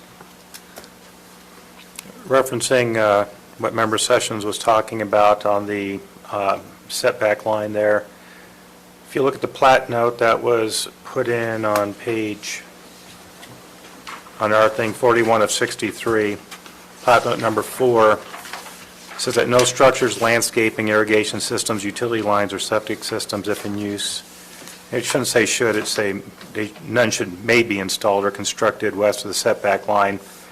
So we're telling them that they can't even do landscaping, but we're going to put an asphalt road in that exact area. So if you look at plat note number 4, it says that you can't even do landscaping in that red area that we've identified, and they've basically put the road across it twice because it runs all the way up to the road at the north end, and then it actually crosses it on the south end. And so I think that's actually in violation of their own plat note right there. I'll let the applicant speak to that. Okay. I mean, that's clear as day. You can't do anything there. I'll let the applicant speak. Okay. Okay. And that, both Steve and Chris's comments, our geohazard ordinance says slope stability cannot be contingent on uncontrollable factors such as limiting landscaping irrigation. But yet their plat note says, is requiring them to limit it. So Who recommended the plat note? the engineers and geologists. I guess we just have questions Well, yeah, that well, maybe an the- engineer or geologist need to answer. Yeah. Just, It's I'm it's taking above our notes. pay grade, yeah.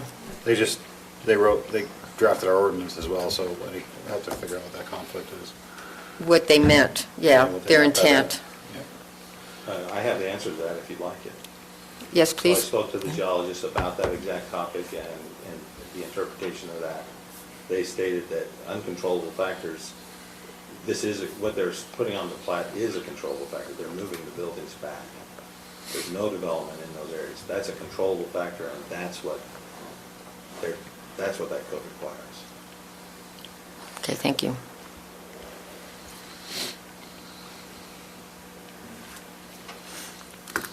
Okay. Any other questions for staff? If not, we'll give the applicant a chance to come on up. Is the applicant here? Yeah, sorry. I didn't see you back there.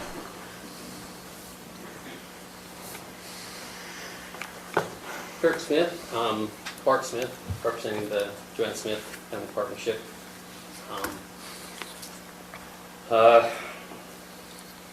Actually, I guess with the planning staff's recommendation, I am fine. I agree that we should approve it with the conditions. So if we've got some things we want to talk about, that's fine. First thing that, who's the gentleman that asked about the red lines that you, okay? I think you're reading the map wrong, because the areas you can't do anything is west of that dashed line. Right, but the dashed line goes directly, so look on the south end, which is to the right. You've got that drainage ditch that's coming down from the slope, and it crosses directly into, doesn't matter which side of the line I'm on the road. Yeah, that's the goalie, and that's part of the development. But that's still, but that's still an area that's identified by your own plat note as you will not disturb that area. Well, the geologists knew where the plane, the road was going, and they know that, yes, that will be developed with compacted soil and with riprap, and it will be secure. And the best thing you can do in a suspect area is to put a drain in. So to have the drain there stabilizes that gully more than just leaving it natural. So you put that in, you have your compacted fill, the road, there you got an impervious surface, comes into a storm drain, takes it right down into the gully. You're actually protecting that area more than leaving it You're suspect. stabilizing. And the other area, to eliminate the irrigation, it's a precaution, but, I think Lance answered that very, very well, to say, if we don't allow any landscaping there, that's gonna keep the water off of that suspect area. And so that's the reason the geologist said, yes, we move that back and don't allow anything there. It's a good buffer, it's a good protection zone. But yeah, to go to your point, it does encroach there, but really, with the storm drain in there and that land, and that gully filled in, and the gully, I'm sure the storm drain will go all the way through that road, because you still have the field to the west, the Warner field, that if it's ever developed, there's a certain amount of it that's gonna kind of still drain down here, and it can all be collected to protect that. That gully is a natural drainage, but by putting a storm drain in with compacted fill, that's the best thing you can do to stabilize that area. So, it's not a scarp. That gully is not a scarp. The scarp is along the back of those 4 lots. That's the area you need to stay clear of. But it's true, it kind of goes up through there, and they've got that drawn in.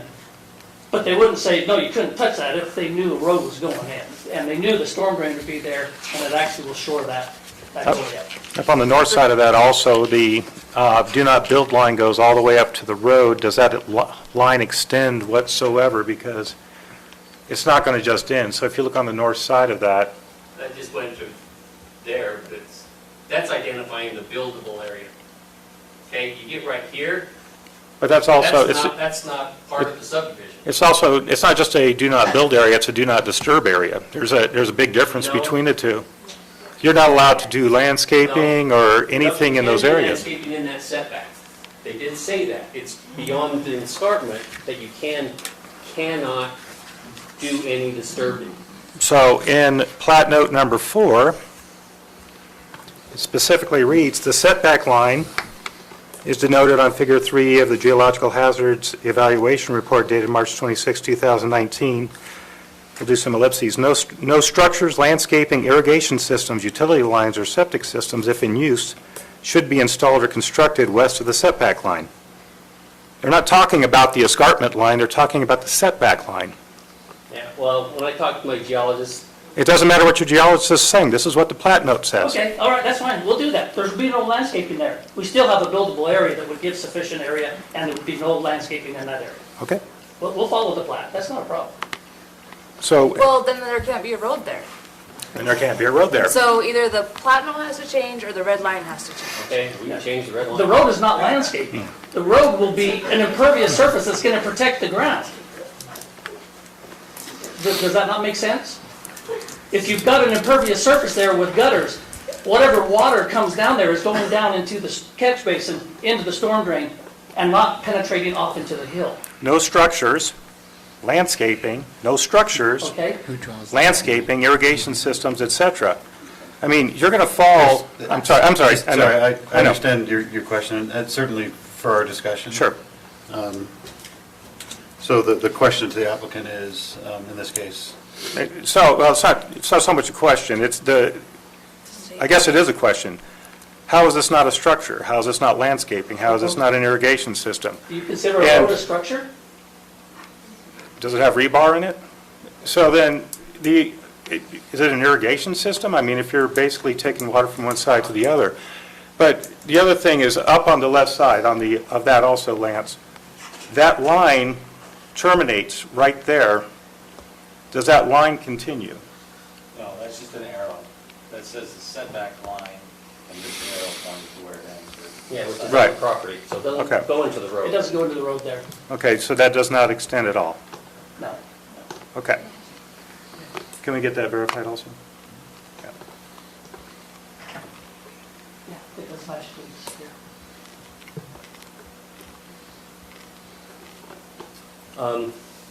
I guess, are we fine with that, or do we need to talk any more about that? Okay. I guess my other question is what, Debbie, you brought up with, Subdividing, I don't understand. can you clarify that? That didn't make sense to us. Okay. When you subdivide a parcel off of a larger parcel, you can't have like a second phase planned? Is that, Not according to our code. Let me, Lance is going to pull it up here.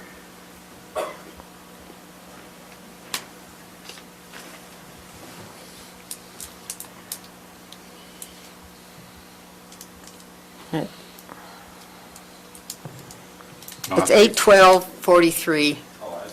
Oh, sorry, Oh, oh. you're pulling up the code, sorry. It's just saying that if you're going to put a subdivision on a parcel, you have to include the whole parcel within the subdivision boundary.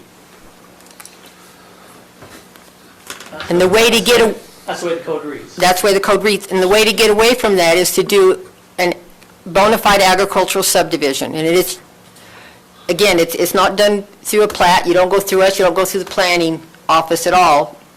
Just record. Just record it. You just record it, Okay. and that separates the remainder of that parcel away from the boundary, and this leaves the subdivision boundary. Could that be added as a condition, that that piece will be, or are you going to table this till that happens to make it move forward?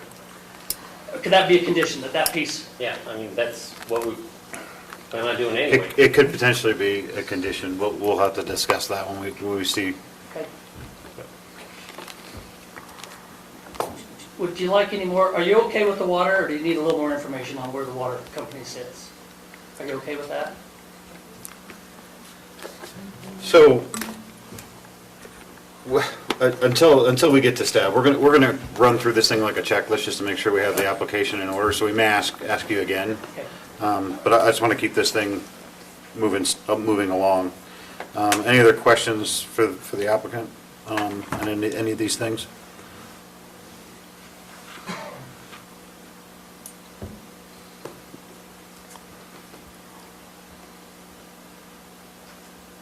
So if you guys are okay, we need to have some discussion. We'll just ask you to come back up and answer if you can. There was a question about the groundwater, I think, right? Yeah. If you read through that report, I remember they brought that up. The initial report, all the geology report, did take into account what groundwater was there. And that's how they were able to determine all their findings there. So that groundwater has been determined, and there's really nothing up there to speak of that's going to be anything to create any issue that way. So but that's in the, if you want to read through, if you're smarter than me, read through the geology report, and it does say that. I remember they discussed that, and they said all their water tables and everything was part of their test pits, their studies on those areas. Did you develop Trappers Point? Yes. Do you want to speak to the movement? Is there any movement on Trappers Point? A couple people asked that question. Recent movement? Yeah. Well, initial movement. How much history do you want? The question that we had was there was a geo done on that, and then right. But So the initial geo study was done. Mm-hmm. And then so there's the two phases. First phase went in, then the second phase had the lots back along this ridge here. I have initially, the county engineer required a retention pond right here. Very important sign. Should have been down in the gully. But there was a retention pond there. We developed it that way with a pipe coming down into the gully. It comes down right here. So there was a retention pond, a pipe cutting across here that took that down into the gully. My developer, the contractor, it was one of those black corrugated pipes. In driving over it, backfill and everything, crushed that pipe. No one knew about it. When the spring, all the runoff come in that detention pond, all that did was saturate that hill. And that was the perfect storm. And so that triggered all of this, starting from this back corner, went this way, and it cut through some of these backyards here. So that slid. Okay, this was 01, right, Kathy? She's the expert. She studied all these things. So as that went, no, she didn't live there yet. She hadn't bought her lot. But anyway, she's read them up. So 01, that slid down. We come in, took the pipe out, got everything put back in, hauled in, I don't know how many thousands of load of compactable field. We talked about this on the field trip for those of you that were there and heard a little bit. All that hills, that whole bank was brought down as per the state geotech engineers specs. And we built a whole buttress all the way from that gully, well, up the other side a little bit, that whole gully was put in. There was inclinometers put in, pipes that have a little, they can determine, measure if anything's slipping or moving that pipe stand. All that was all put in 01.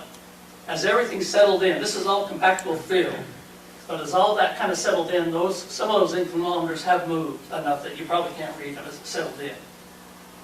But no one is really, when you talk to the state, I don't think anyone's checked it for, I'm not sure how many years. But I don't know if any residents could show anything in their yards or anything since that settling of in that second time there. So with buttress all put in there, and that was all built over to that, if you went back to that line, that's why that line that comes through there, the geologists had determined that's where the slide, that was the southern part of the slide, and that was all kind of redone. So with all that's gone in, has there been some ground moving? Maybe a little bit, an inch, two, I don't know.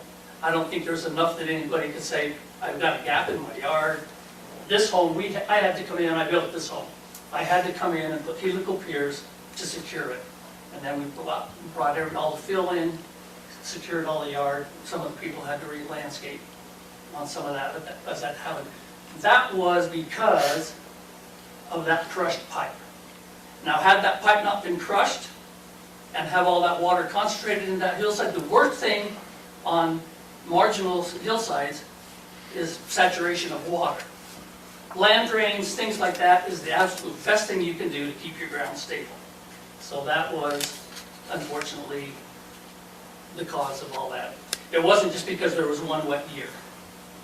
I don't know whether one wet year would have done it. But when you take a 18-inch pipe and you crush that so where the water can't drain through it, and you flood that into that hillside, yeah, that was the problem.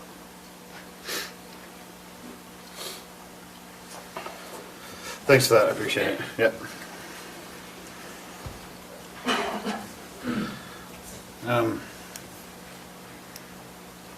So I made a list of kind of questions here, but if it's okay with you guys in the planning commission, I'd like to go over and take a look at the code and just see what, at least check off part of it to see if we have a complete application.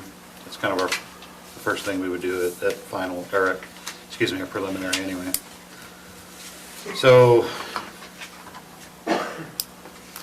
8/12/26, review of preliminary plat, or excuse me, before that.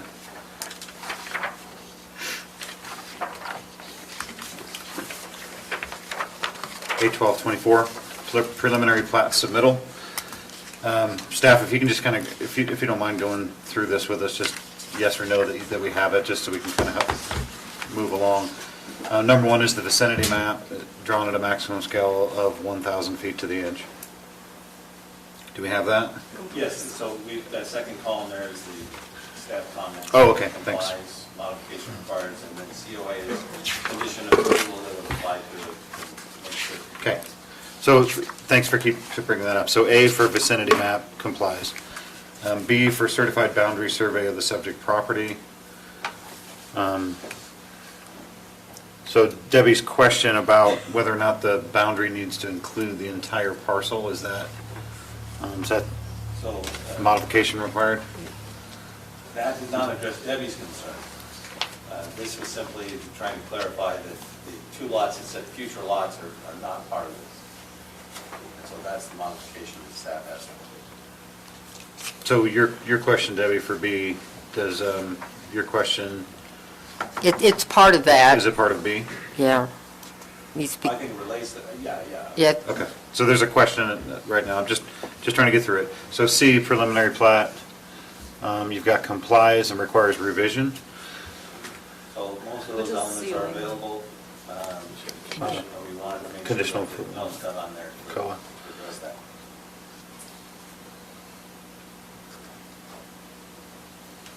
I'm sorry, can you say that one more time? Well, they have most of those elements. We just wanted to require a revision of the condition of approval 7 so that we make that clarification of the future lots is not part of this. Okay. Boundaries clarified. Okay, so we got a question on C. D, grading and drainage plan. Complies. Correct. E, utility plan. That complies. F,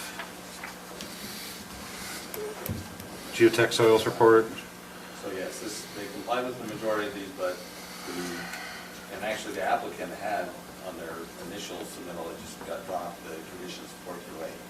So they have their plat notes, that's on page 3 of the staff report. And we need to just make sure those are reflected in the final plan, recorded on that. So one more question about the geotech. So there was a new ordinance that this fell under, correct? They had to go and get the geo under our pending ordinance? Right. So there was a prior study done, I think did I write down 2001 or 2006? There's been several. Several? Not on this specific property. So did this new geo study have a different conclusion than 2006? I did not review the 2006. The county geologists and the state consultants, who are also professional geologists, reviewed the geotechnical study and geologic hazard study that was done for this proposed plat, and they said it complies with the new ordinance, and that these are the required things. This, when we were out there doing the on-site survey, we asked a lot of questions. We had our county engineer and 2 geo engineers, very smart people. And one of the questions, I kind of asked them that, and they said that they use different technology now than they had in 2006, and which led them to different conclusions than in general that the other study. I had to ask that question, it's the obvious question. Well, why did this say this in 2006? Why are we even going here? But for what it's worth, that's what they told me. So the geotech soils report, traffic study, all that. Again, I'm on F. So we have conditions of approval for that. So questions on F. G. That's the geo. All right, so we have the new geo report in accordance with our new ordinance, our newest ordinance. Right. H. Complies. I. Does not comply. It's a CCR. Covenants. Covenants for conditions, Restrictions. Restrictions. It's kind of like a subdivision agreement. So there's conditions for that. J.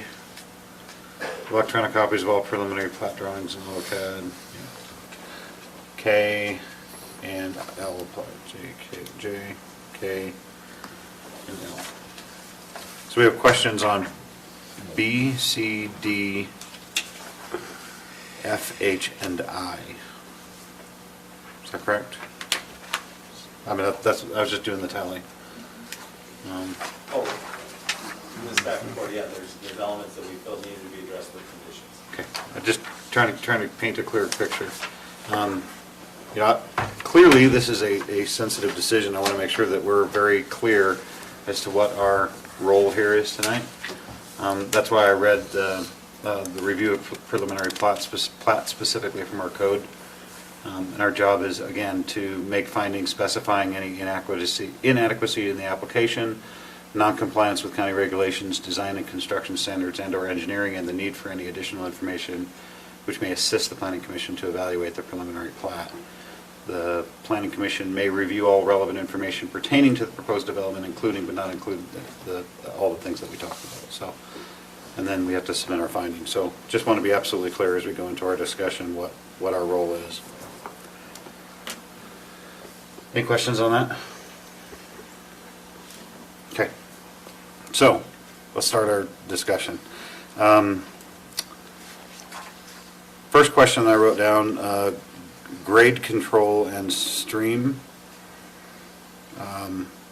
That was something that, Lance, you had mentioned, that there was an additional requirement to add fill, I guess, at the bottom of the drain, or at the bottom of the stream. Grade control. Grade control of the structures. It's not adding fill, it would be adding, and I'm not exactly sure what it is, but it would be adding soil erosion preventative elements. So, So that the creek does not, as it meanders, it does not erode into that, it will slow down substantially and not cause that type of issue. and that requires coordination with another, I'm not the expert on that, so the state engineer's office, the Division of Drinking Water, stream alteration team recommended that to us on our site visit and in other meetings, that would help to with the slope stability of that area and the erosion from the stream. So they'd like to, their recommendation that be addressed and added to as part of the subdivision improvement. okay, yes, sir. That's Darren Rasmussen from the state. He was there at that field trip. Right. And he kind of pointed out down there, there was, like what Lance said, probably need a little bit of riprap, or just kind of a few areas. There's a couple small little drainage things that come down. They said you want to kind of protect so they keep it controlled and not have any potential erosion that could jeopardize that. So, is that already a condition, Lance? I'm sorry. It was not in the staff report. Okay. That's the one that he's put to add. Okay, so that would be an additional condition. And those are all along Dry Creek? Those are, Yeah, no, the little draws, okay. When when we were on that site visit, I talked to the engineers at length, and one of their recommendations was to potentially mitigate, was to either put a fence on the property safety line or move the red line out closer to the road. I just wanted to add that in there, as those are takeaways from my notes, as potential mitigation efforts. Next thing on the engineering report, oh,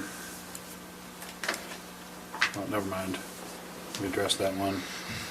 Another condition was the future lots on the plat would come off, right? They're not on there right now. They're not on, They're not. okay, so we'll have The to, draft that we have says future lots.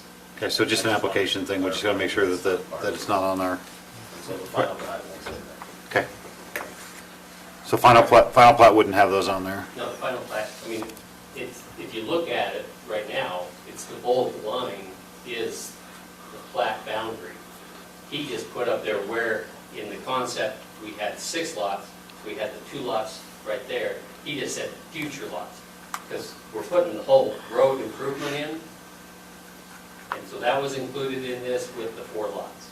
And that's all that's what the subject, I don't know why he mentioned Okay. it's not included in this phase. Well, it is, so is it a phase, or is it going to be a separate, No, this is a 4-lot subdivision. not phase 1, just 4-lot period? Okay. But wait, I have concept for 6, and so I can come back for those 2 lots as phase 2. No. And this is part of. Phasing is done at preliminary. Phasing is done at preliminary. You would have had to show all 6 lots and say, this is phase 1 is here and phase 2 is there.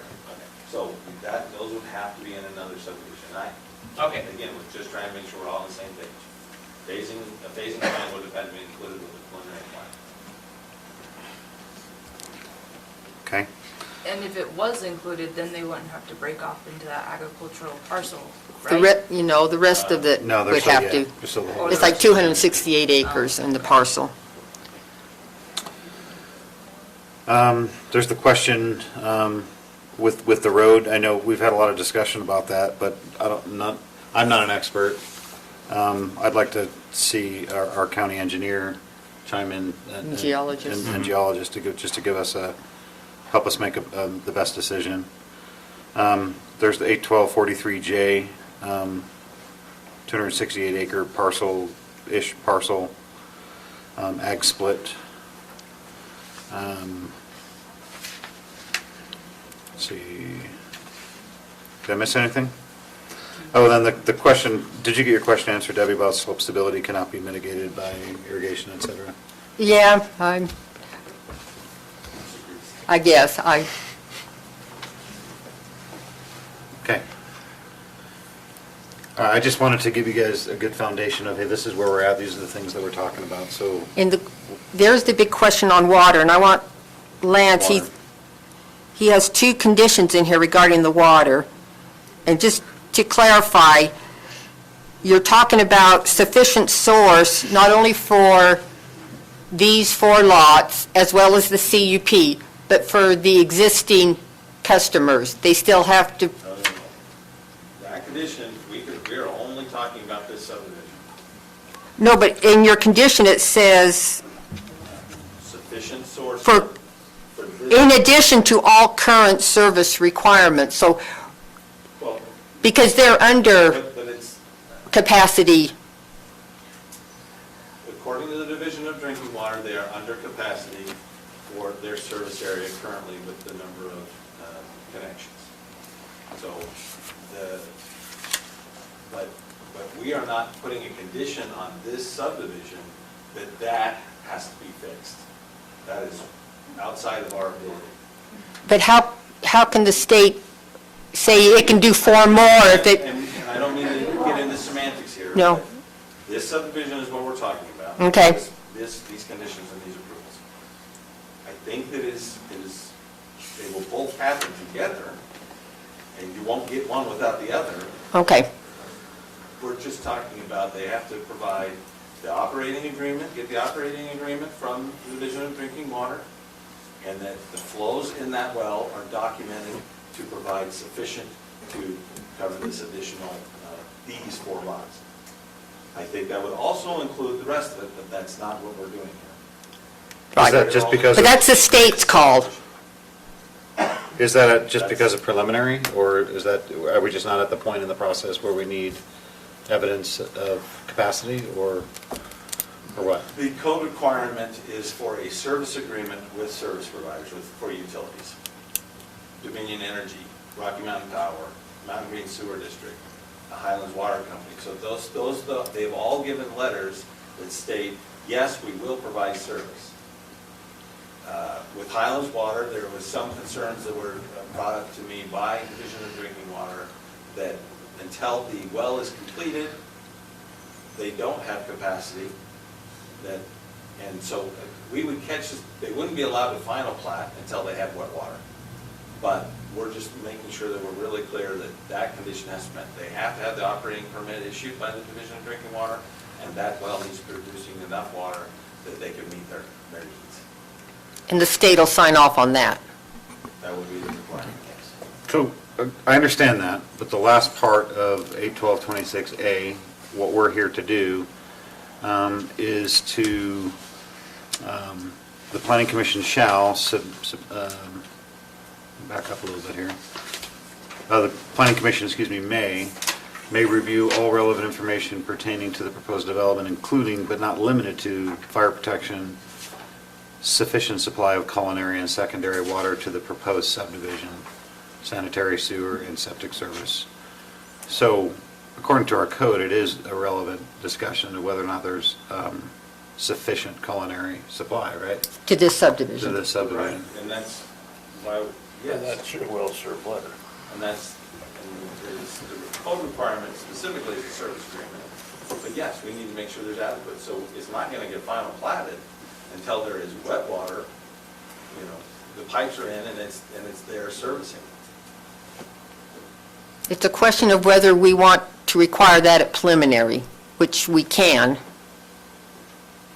It says you can review it and make sure that it's addressed. Right. And I think it's addressed with the conditions of approval, but of course you are governing body.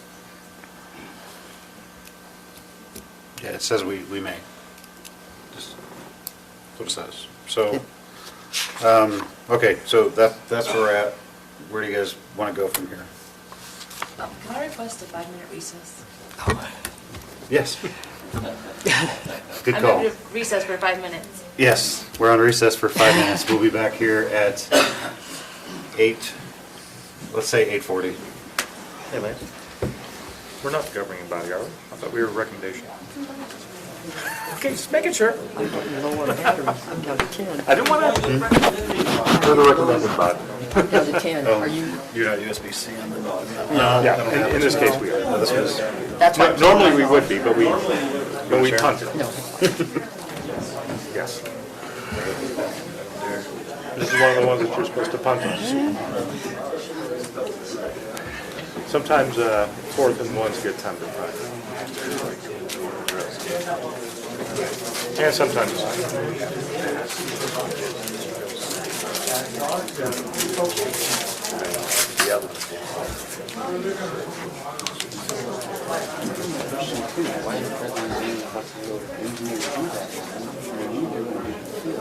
And then they wrote the plat note specifically prohibiting that.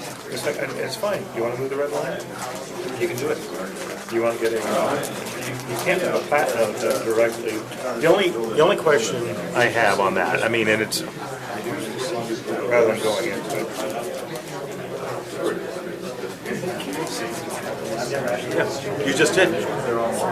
No. I should have you interrupt, or I don't want to. If information is being given, we can address that. If you have emails or whatever. Oh, no, I'm sorry, yeah, we do have emails. Like I sent you an email, did you get that email? So if you would send it to Lance Evans, so. He sent it, did you get it? Yes, Okay. yes. Is there things like storm drains and whatever? Yes. Absolutely, very much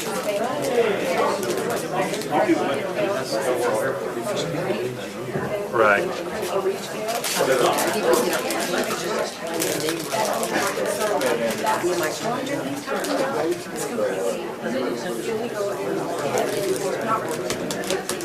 And what I was asking was, why are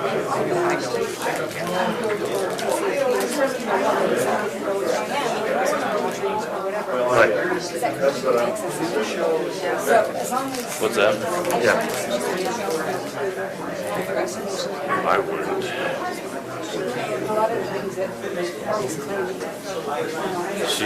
Well, and, right, well, and I'm not saying this to insult you or him. We can listen to what you say, but we can't take it as, you're not, yeah. That's what I'm saying, go to the state. Right. I have the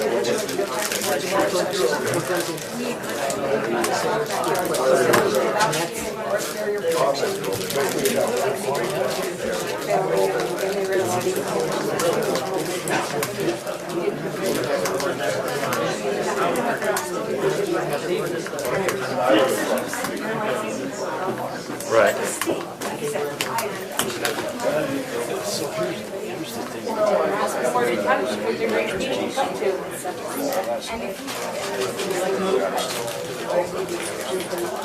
I think I answered that question.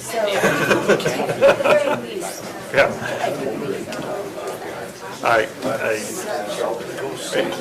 Yeah. Oh, no problem. Get to his whenever you get to it. So, question for Lance.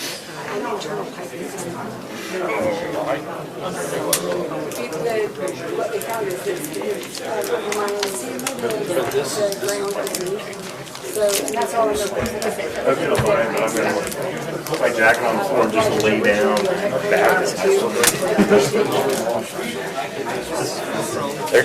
Kathy, just so you know, there's Exactly, that's why I just wanted to know that. I'm not here to approve bars.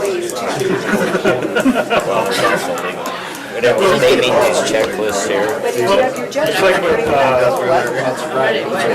it's like with McGarry's property, we had Gary because he was expanding his house. He wanted 2 properties in my whole neighborhood. I'm like, what? I mean, sometimes it's insane, like getting a CDP to build a barn on a building. And to get what stuff done Isn't it the argument? specifically, so I know. Are we on? Weird semblance of that terrible ordinance. Yeah, because McGarry has the nicest house in our neighborhood, and it's kind of like, why are we hassling this guy?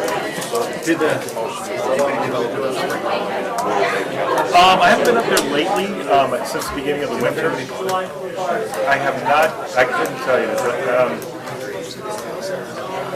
There was a couple of So, on the right side of the road, it's got, as you go on street, The furthest one is, they built it up and I never saw that. right, I go up to what I like to do is run from my house and you run up that hill to that little cul-de-sac at the end. And the funny thing is, it is really hard to do. And 'cause it's not that long, it's probably a third of a mile from, where you turn, to go up the road. But it's just like steep. And it's like, you get about halfway up and it's like, why am I lungs burning? It's because you're 51 years. So, I do not think anybody has. Yeah. I do not think anybody has. But, like I said, I've been up there since the beginning of the winter. I don't know how, it seems to me, and this is, I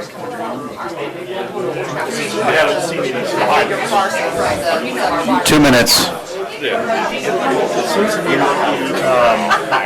the mark, that's the thing, the Jones thing on it's Jones, it's tough builders, but also play hard to help with the other situation down there. Well, how they're going to move the water down, it's just another storage that's going to free up a couple of Highland water to support basic water. They had some, you got Highlands and you got some 90 Highlands, I think these went pretty quick, they were only out 70. The Jones are going to do well. They're just going to help support. Right, and most of those are not very buildable. Like the ones that were further up, so they had to go to the other cul-de-sac. It's that private gate area. They had 2 90-acre. Yeah, I saw those. And I was thinking, those would be great little. That's for their subdivision. Like recreational. But I think go up there and get away from the noise and growing grants. You don't have to worry about light ordinances. Yeah, exactly. Okay, you guys ready?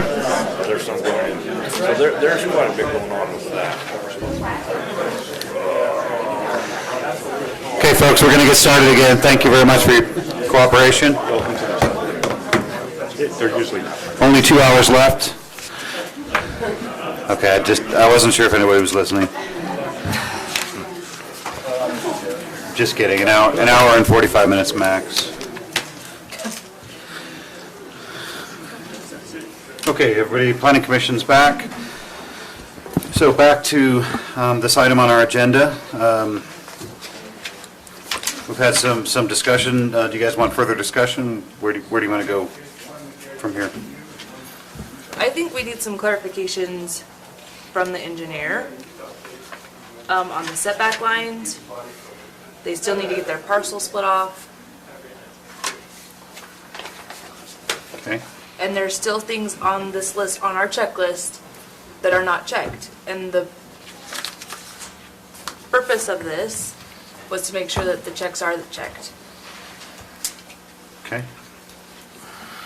And could I add one thing? The areas where the state engineer asked for, abutments or whatever in Dry Creek as far as for erosion control or whatever. If we can also get those, if we're going to ask for more information, we might as well get those added in there too.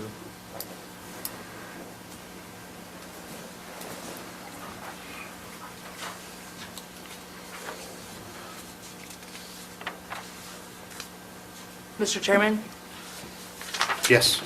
I move to postpone this motion to not next meeting, but our next meeting. What date is that? 27th. The 12th of March? 12th of March. Correct. I move to postpone this motion to the 12th of March to get some clarification on the plat and for the engineers to answer some more of our questions that we have, and also to make sure that that parcel gets split off according to 8/12/43. Okay. We have a motion. Do we have a second for that motion? Second. We have a second. Any discussion on that motion? Just one thing, what would be the list with the engineer, so that's there? Okay, so as I have it now, for clarification, we have a question on 8/12/26, B, C, F, I, And additional conditions to discuss, let's see.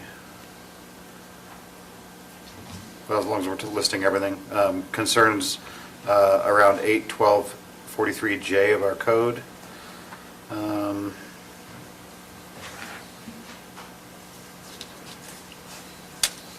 Clarification on the red line and allowable uses on that red line.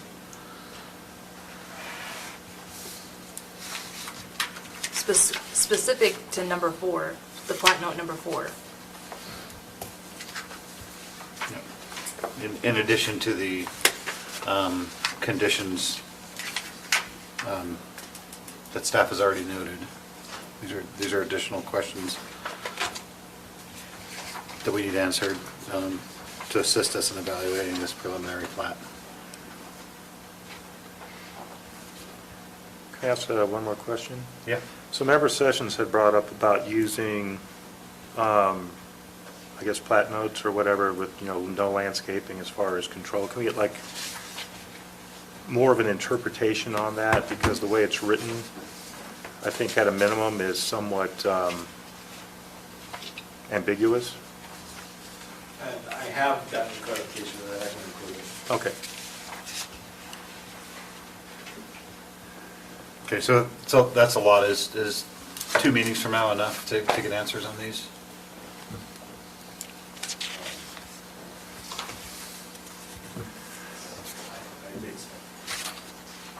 Okay. Yeah, it's fine. We're not doing any notification, right? No?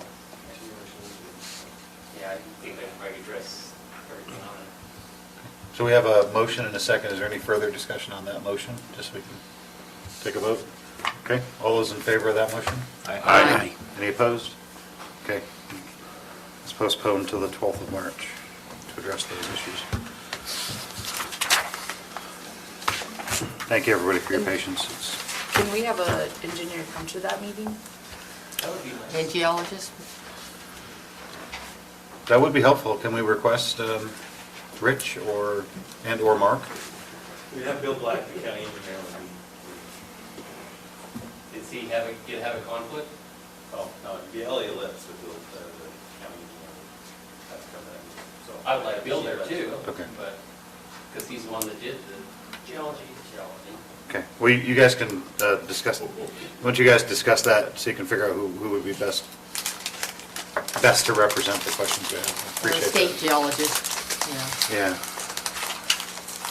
Yep.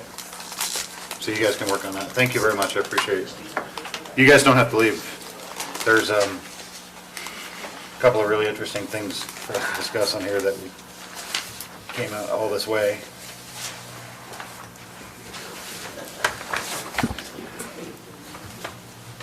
Okay, someone had to be the first to leave. Someone had to be the first to leave. I'm going to ask in general, we do have more items on our agenda, but if you guys are going to get up and leave, it's going to be a little disruptive to our discussion. You are seriously welcome to stay. We have just a business staff questions period, and that's about it. But so if you do want to leave, now's a good time, and we'll wait for you to leave.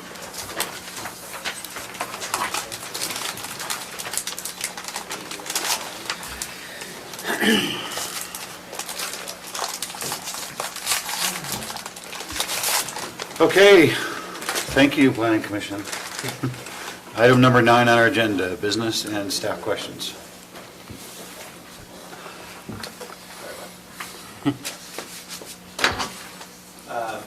I think most of the big news is we've hired a new planner one. This is Haley Hale. Great, another Haley. A Weaver State student, and she's just wrapping up her geography planning emphasis degree, and will be going part-time for a little bit, a few more weeks, and then full-time. Okay. And so, Yeah. What a great first night for you to come. It's like this every week. It's like Lance's every meeting. first night, Yeah. almost. Not even close, right? So you were hired as a planner, right? So this should be, okay, gotcha. Very good. let's see, and so then, other business items, I don't have anything else really. What's our timeline look like in general? I know we don't bring it up every week, but what does our summer look like? We have some code cleanup. We've got, we need to wrap up the architectural standards ordinance. Commercial design standards? Commercial design standards, yeah. So that's next meeting? We should have a draft for you next meeting. And then when are we projecting public hearing for that? Well, I think, I'm trying to remember, I believe we got it advertised for a public hearing at the next meeting, so we can get that discussion going. Okay. So we'll have draft and public hearing and, yeah. okay. So, because it's the town center ordinance, we're just going to revise it a little bit, and we've talked about it several times. Right, very close to I the town center. Another petition, I think we can, let's get into the nitty-gritty. None of us want work sessions. What, has anything happened with the fencing ordinance? Has the council had that yet? It's interesting, the council held a meeting, their last council session. They passed it at that meeting. Subsequently, it turned out that there was only 3 physical members present, and it requires 4 to pass. So they're redoing a lot of that stuff on this Tuesday. And hopefully they will have a quorum there. They had a meeting without a quorum? No, they had people on the phone, and Oh, okay. no one discovered it later. Well, I guess we show up to our meetings, I guess. But it had passed. It goes that direction again. They're not listening. They didn't pick up on that.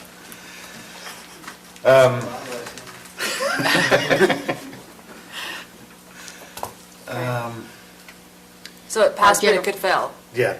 Okay. I wanted to duck I guess before I asked that. It has not passed. Okay. And our general plan?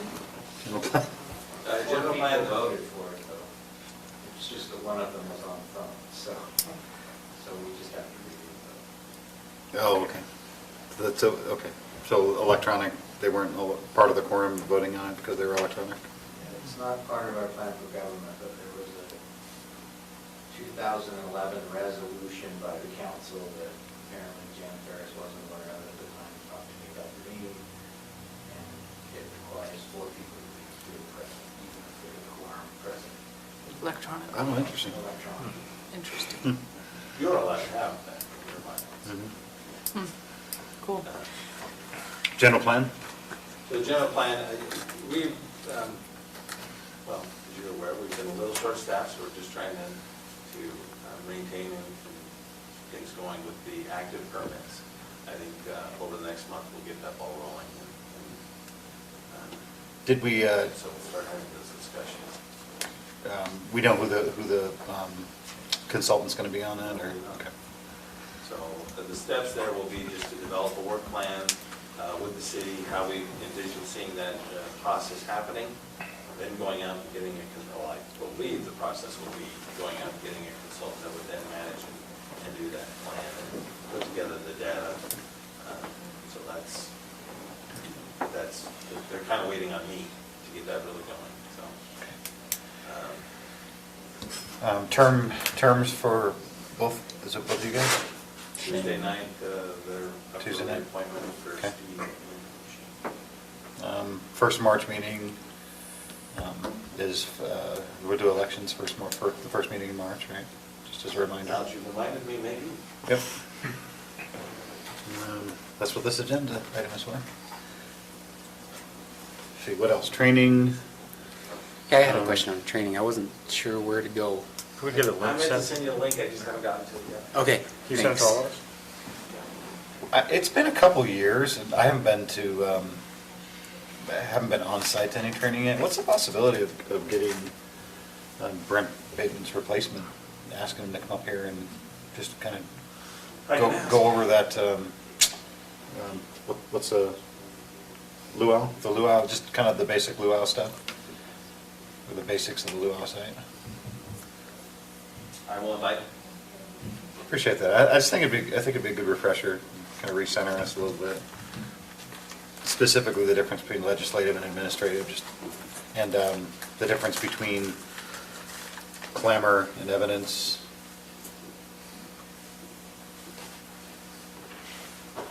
Anyway, that's all I had. And yes, anything else for us, or any other questions? No? Everybody get their corrections into Haley? I don't take corrections. Into Bailey.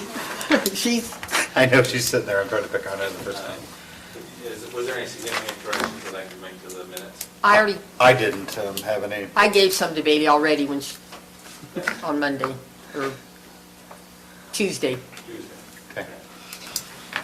Anybody else, Chris, did you have any? I'm not going to torture her. Okay. And Bailey is very sorry she couldn't be here. She's not doing it. No. Sorry to hear that. Okay, based on those inputs to Bailey, then, can we make a motion on the agenda? Or, excuse me, the minutes? I move we approve the minutes. Okay, do you have a second? All those in favor? Aye. Okay. So moved. Second? All those in favor? Aye. Thank you all.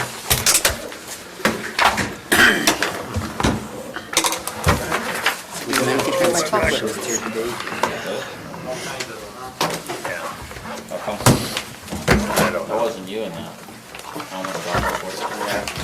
No. I'm not that I'm not that Luau stupid. is the, My, LUA. Oh, okay. yeah, that's, Yeah, I have but like Luau is some, the I planning gotta go site. Talk to her again. some speedometer Land on my use. skiing, Land use. 70 plus, Land 80 use. plus miles an hour. Fix that. Those are very few and far between. And I Luau think is, this year, if I broke into 40, Just for I'd be planning. surprised. It's very basic, planning And, 'cause 101. most of the time I'm skiing. Do you have any questions? Either the 9 or the, or the. Yeah, they have some questions. Files The and training. 13-year-old. I was gonna try, that might be in the works for next week. He can almost keep up with me now, and I have to stop, Okay. stopping myself, because used to, I'd like go down the mountain, and I'd stop. Land Use Academy of He's like right on Utah. my heels all the time now. I ran him into some gates the other day, because there's some guy like way down in front of me as we were going through a gate. Really, And I was just kind of like lollygagging towards the gate, not really. This is where we do all our training, Behind me. has all the. And he was about an inch behind me, I ran him straight into a pole. And I was like,